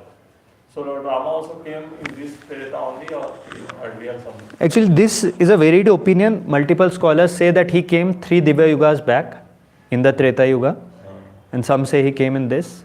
This is a varied opinion. Also, someone says, Prabhu, that Dwapar, like Treta comes after Dwapar, and but this time Dwapar come after Treta. Is it? That is correct, but now we'll not discuss that. That will go in more in detail. We'll discuss that someday. Actually, that what you are saying is correct. And even Lord Ram, actually what he said, he came 3 yugas before, 3 Divya Yugas before. But when it comes to about coming one in one day of Brahma, that only Lord Krishna comes. And that no one else comes. And Chaitanya Mahaprabhu also comes in one day of Brahma. So when we went to Mayapur, we were speaking about how great mercy of the Lord is there and what is there. So what is that mercy we are speaking about? Or what is that big thing that Chaitanya Mahaprabhu has done? See, Krishna gave the teachings of Bhagavad Gita. He gave that to all of us, right? But Chaitanya Mahaprabhu came, he personally displayed how to practice those teachings. He was the one who showed how to practice this bhakti in our day-to-day lives. Otherwise, people had their own concocted opinions. Okay, Lord has said this, I'll do that. But Chaitanya Mahaprabhu comes in the form of a devotee and shows how a devotee has to practice devotional service. What is Vaidhi Bhakti? Vaidhi Bhakti means rules and regulations. We have to practice bhakti with the rules and regulations, not just on the basis of mind, whatever I want I can do and call it bhakti. That is the mercy with Chaitanya Mahaprabhu, and he gave the highest treasure that is there. Highest treasure of the spiritual world he gave to this material world. Just by practicing bhakti we can get. So anyways, that is a different topic. We'll be discussing about Chaitanya Mahaprabhu in one of the sessions. We'll discuss all that. So here we understand about how everything originated. Second thing. Yeah, someone can recite the shloka.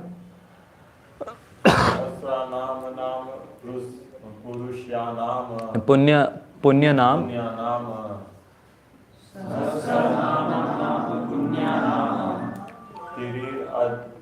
Avratya tu yaj phalam.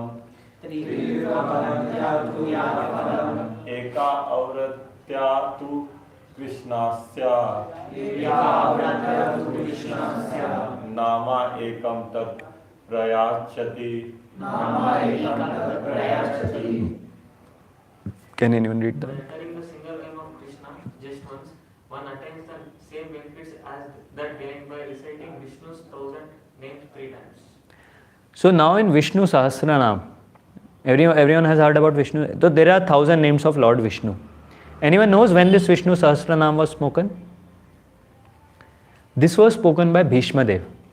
When he was on the bed of arrows, when Yudhishthir Maharaj was inquiring various questions about dharma to him, what is Tri Dharma, what is Kula Dharma, this Dharma. Finally, when he had concluded everything, and Bhishma Dev was about to wind up, leave this world. So Yudhishthir Maharaj asked him a question. He asked him, who is the Supreme Personality of Godhead? And that's where he recites the Vishnu Sahasranam. And after that he says, oh, this personality that is standing besides you, the personality who you think is your cousin, he is the Supreme Personality of Godhead. And there in the Vishnu Sahasranam, there is one verse which comes, repeat after me. Shri Rama Rama Rameti Rame Rame Manorame Sahasranama Tattulyam Rama Nama Varnane. What it means is, the name of Lord Ram is as equal potent or as equally potent as 1,000 names of the Lord. One name of Lord Ram is potent as 1,000 names of the Lord. And there is another one which says that one name of Lord Ram or one name of Lord Krishna is potent to 3 names of Lord Ram. So now you can do the calculation. So when we chant one name of Lord Krishna, or when we chanting this Hare Krishna Mahamantra, just imagine how much benefit we are getting, or how many times we are chanting the names of the Lord, or how much powerful this mantra is. So here also we understand very, very clearly from the Vishnu Sahasranama also, that chanting one name of Krishna, or how Krishna's name is also superior, the most supreme name that is there. Another aspect is about the lotus feet of the Lord. We speak about this, no? Lotus feet, lotus feet. What is meant by lotus feet? It's not actually literally a lotus is there or something. It's a best analogy, metaphor that is given to compare something of the spiritual world. So now these 16 symbols that are there on the lotus feet of the Lord. Different symbols are there. It's actually a wonderful meditation. If we meditate on these different symbols also, like the fish that is there, umbrella that is there, Shankha, Chakra, Gada, Padma, many other things are there. So this is another of the aspects when we can understand how someone is the Supreme Lord, by checking his lotus feet. Now someone can have tattoo also, don't worry that or he is the Supreme Lord. But actually Supreme Lord has all these marks. Another thing, another shloka. Ye reva jnanyate devo Bhagavan Bhaktavatsala Tani ham veda nanyosti Satyam etan mayoditam. Yeah, can anyone read? Lord Brahma said to Narada, please know that I am speaking the truth when I say to you that there is no one equal to Lord Krishna. I know very well that the transcendental markings on his lotus feet, which reveals him to be the Supreme Personality of Godhead, who is very dear to his devotees. Yeah, so very clearly he is telling Brahma to Narad Muni that the transcendental markings are under the sign through which we can understand that he is the Supreme Personality of Godhead. Another shloka. Yeah, can anyone read? Or you read the translation itself. O best of Vaishnavas, Lord Krishna is the original form of this, there is no doubt. On the lotus feet of many incarnations of the Lord, 2, 3, 4 or 5 of these auspicious signs may be present. But all 16 signs are present only on the lotus feet of Sri Krishna. Yeah. So now this is another qualification. On every incarnation of the Lord, some or the other auspicious symbols will be there. Some or the other, it's described in many pastimes when the Lord in different incarnations walks on the ground, those imprints come of the different symbols. But all the 16 symbols are only present in the Supreme Personality of Krishna. When he himself comes, then all the 16 symbols that are there are present. There is one pastime when Lord Krishna went for the first time for taking the cows, for herding the cows. So at that time Mother Yashoda asked him that wear slippers and go.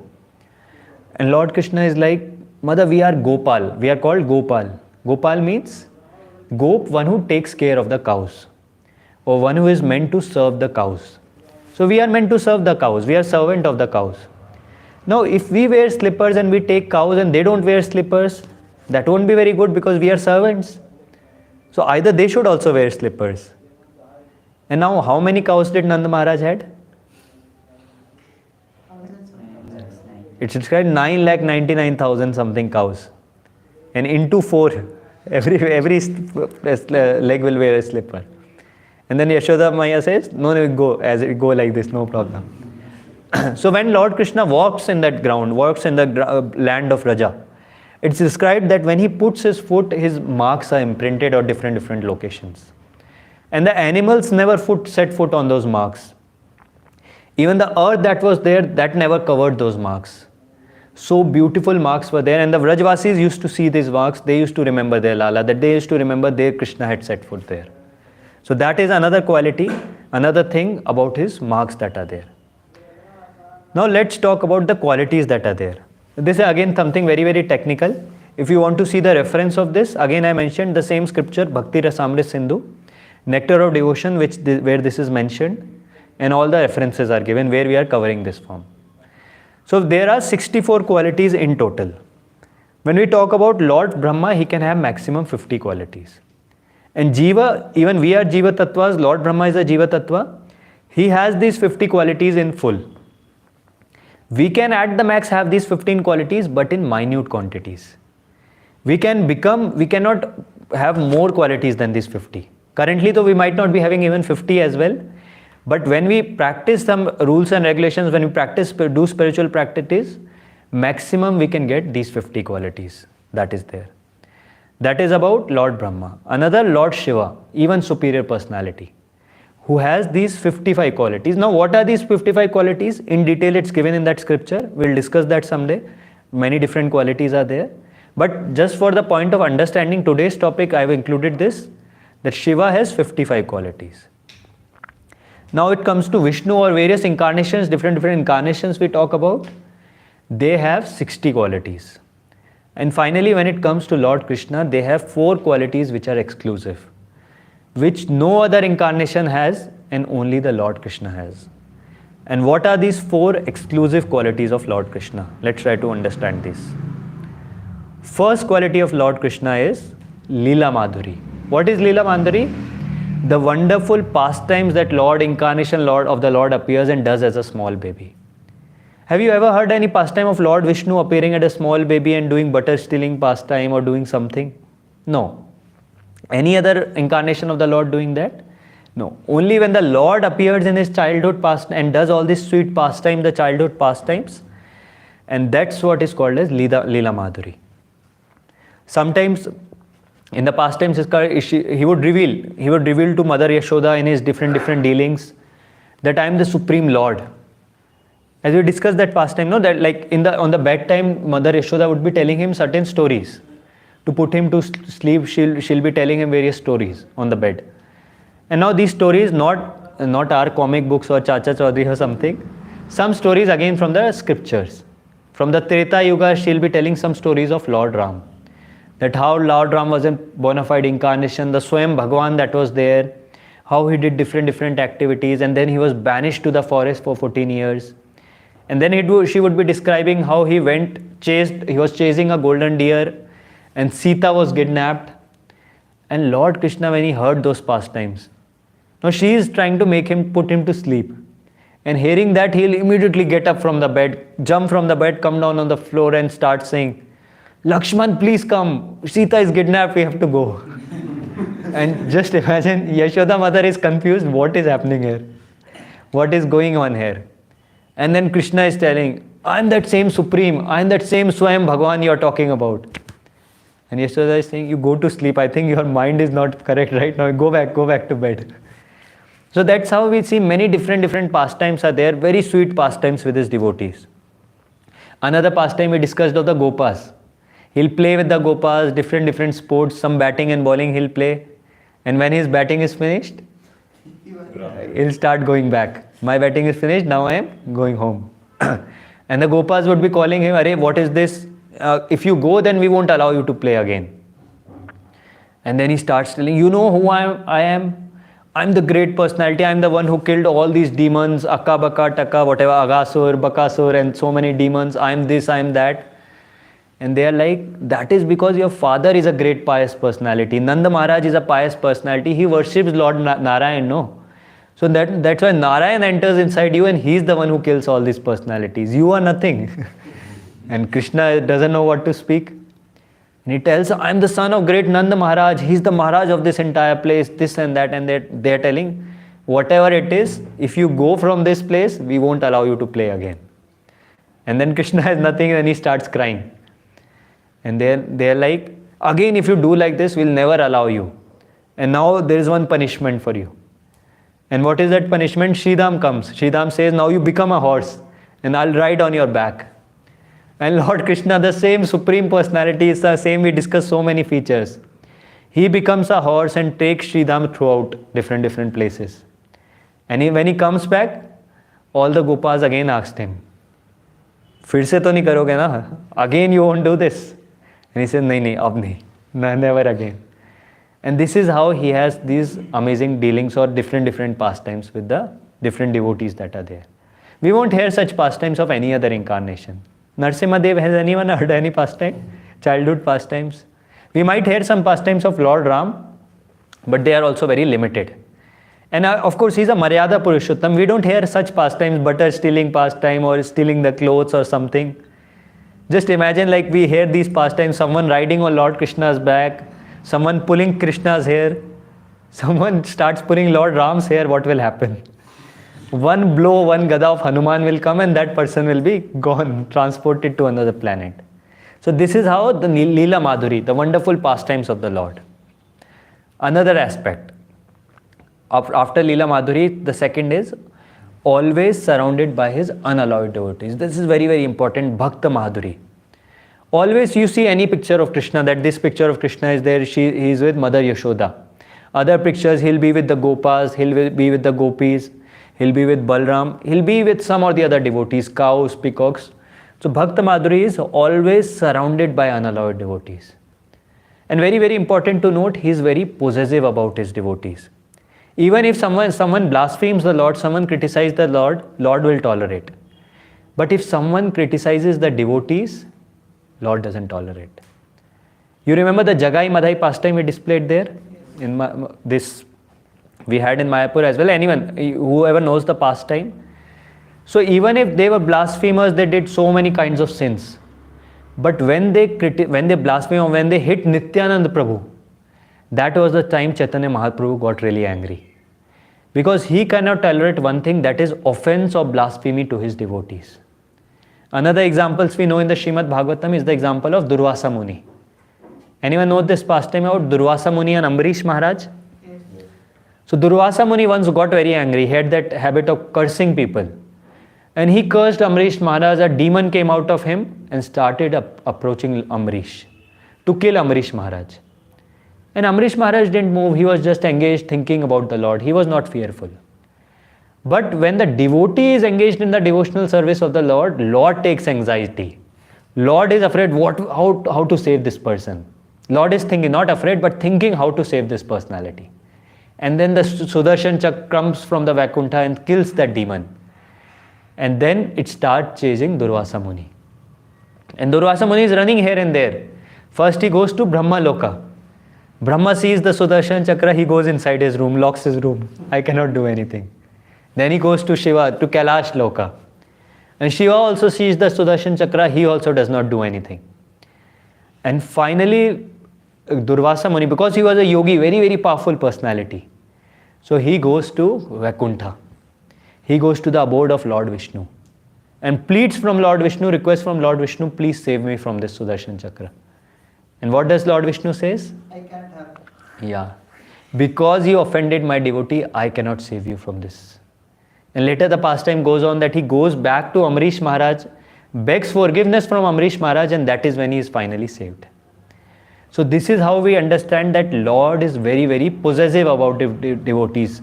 He is always surrounded and very, very caring about his devotees.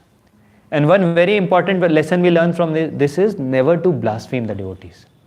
Never to criticize the devotees. You see, this is the only reason when people go out of devotional service. You might say people go out anyways, people come in the level when so many people go out. So what I mean is go out is people who actually come in, people who actually understand how important it is to practice devotional service and actually intensely start practicing devotional service. After that, this is one of the pitfalls that even after understanding everything, even after practicing devotional service, a person sometimes go out because he commits an offense. It's said that when some person offends a devotee of the Lord covers himself. The person who is practicing doesn't get any taste, any rasayan, whatever he is doing, and then he goes out of devotional service. So we have to be very, very careful, especially for those who have understood the importance of bhakti, who have understood how this is the most important thing in our life, and they want to continue practicing, don't want to go out of it. They have to be very, very careful not to offend the devotees of the Lord. This is Bhakta Madhuri. Another quality after this is Venu Madhuri. Venu Madhuri means playing the flute. How many flutes Krishna had? 3, 4. Many flutes were there, many flutes were there, some small in size, some big in size. And he would play specific flutes to call different people. He had a specific, like we all know, Krishna used to take all these cows, more than 9 lakh cows for herding in the pasture, in the field that was there. Now in the evening time when the sun was about to set, how to call back these cows?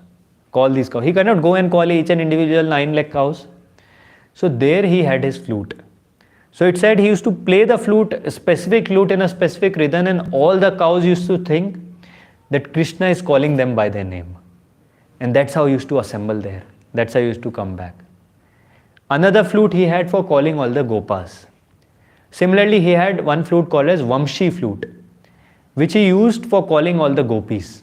Whenever he used to want to call the gopis, he used to play that flute. And even sometimes when he wanted to call someone particular, some particular gopi or some particular person, he used to play a specific rhythm of the flute, and that person used to feel that Krishna is calling me. And she used to go there. Just like in our times when we have phone ringtones and all, I have seen sometimes people will put some ringtones on some bird, voice of bird or something. Very difficult for anyone else to understand what is going on, where is this voice coming from. Only that person understands that voice is coming from his notification. So that technology was there already. So many years back, Lord also used that technology to play the flute in such a way that only that person understands I am being called. I remember once we were having prasad and someone's phone, some notification was there, and this a voice of bird started coming. And we were all confused, where is this bird entered? And finally told it's coming from my phone. So anyways, the point I was telling is, this is what happened when Krishna played his flute. And many other flute playing pastimes are there. When Krishna used to play the flute, Yamuna river used to start moving in the opposite direction. The birds that were flying, they used to stop, they used to fall in the water. The deers, the cows that were there, the tigers that were there, all the animals just completely mesmerized looking at Krishna playing the flute. Everyone used to become standstill, statue, looking at the flute. This is how amazing this flute player was. Amazingly he used to play the flute. And any other incarnation we won't see. All these qualities are only present in the Lord. Leela Madhuri, Bhakta Madhuri, and Venu Madhuri. These are exclusive qualities of Lord Krishna. What is the fourth quality?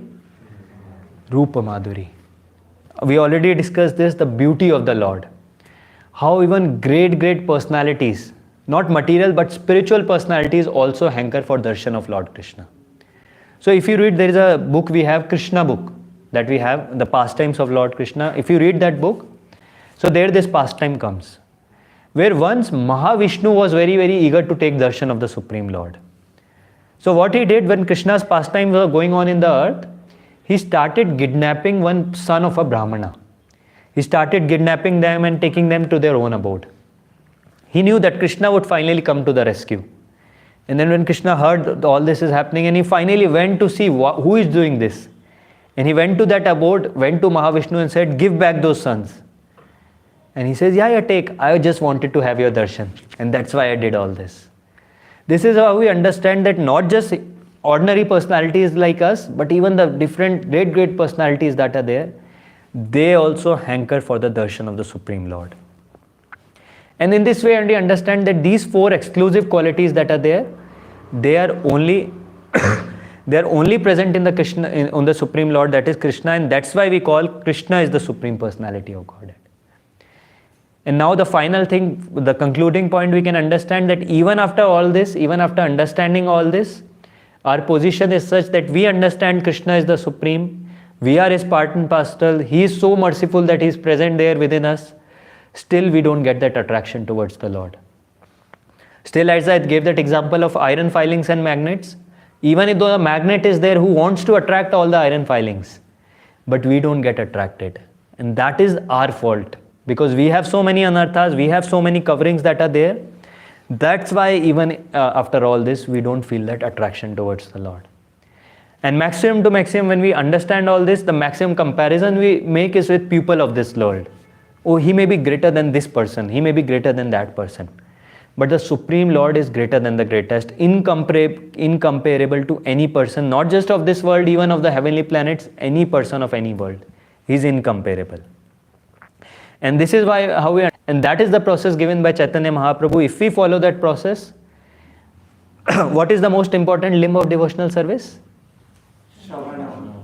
Shravanam, and in that Shravanam also chanting the names of the Lord. Chanting, when we hear the names of the Lord, that is a kind of Shravanam. And I spoke in the previous class also, again and again I mentioned this point. 99% of advancement in devotional service happens through attentive chanting. I've added one word, not just chanting, attentive chanted. When we hear the names, we can make tremendous advancement in devotional service. And you can try for yourself, you can try to chant attentively with full focus and attention. Pray to the Lord to let your mind only hear the names and not go here and there. You can see the effect for yourself. If we attentively chant, it says that the Lord comes within our heart. He cleans the impurities, the anarthas that are there.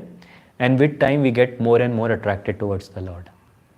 Otherwise, how it is possible? See, we are speaking, we don't have any attraction towards the Lord. Imagine when Prabhupada went to the West, what attraction those people had towards the Lord.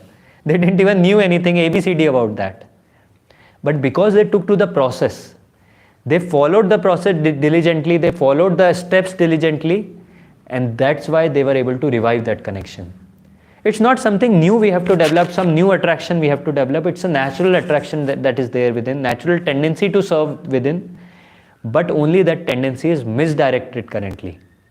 We want to serve someone or the other. If you read the Bhagavad Gita introduction, Prabhupada writes, everyone in this world wants to serve.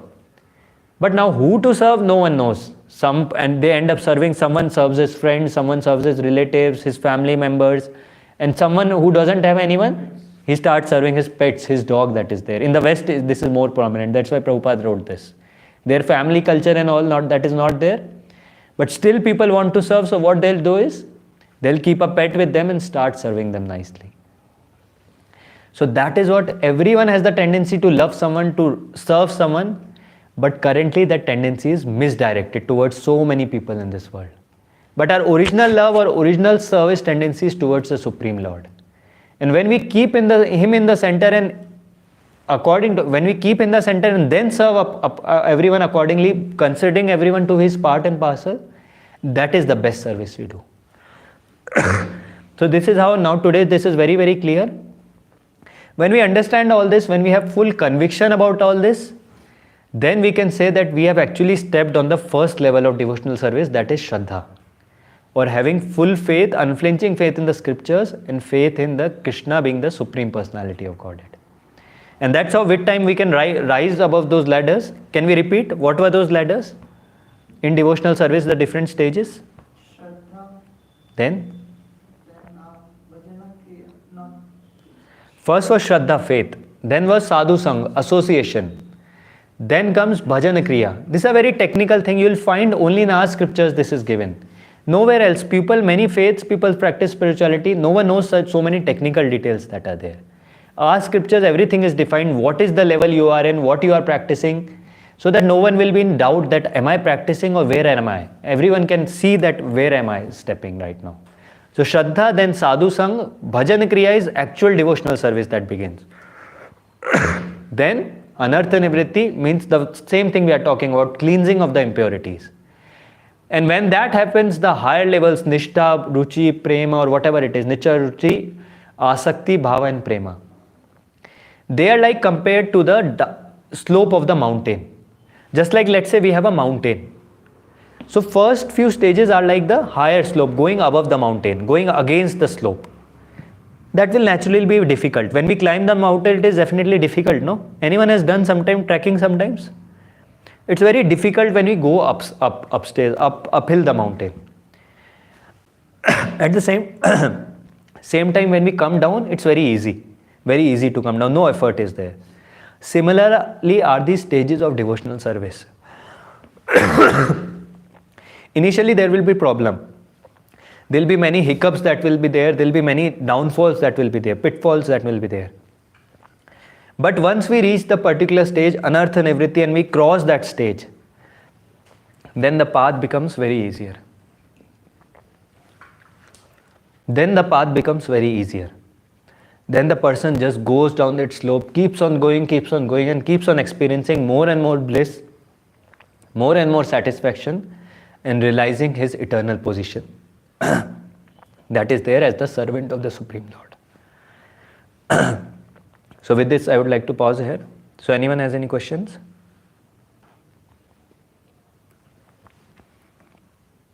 Anything regarding today's topic or anything others?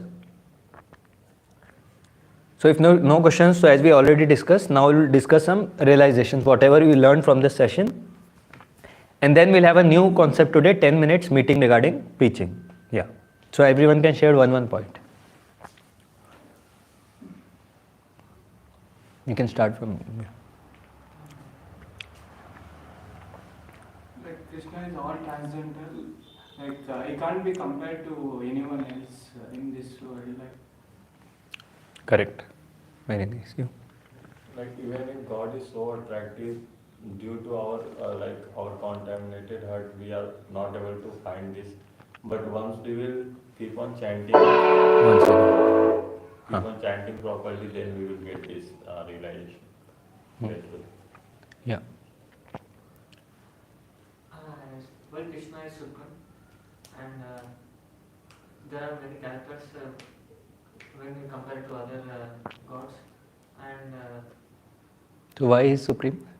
because he has 64 qualities. Correct. When compared to other gods, they are 55, Very nice. 54. And Krishna has 64 qualities, 4 extra qualities. And Okay. Yeah. So qualities of Bhagavan and qualities of four exclusive qualities of Krishna. Then whatever the scriptures, whatever scriptures tells, that is like 100% true. We can believe that, and we can come to a conclusion that which level we are in by comparing the shastras levels. Correct. So, Krishna is the supreme personality of Godhead. In different shastras, it is mentioned like Padma Purana, Brahma Samhita, and all. And he is when he came he came with 60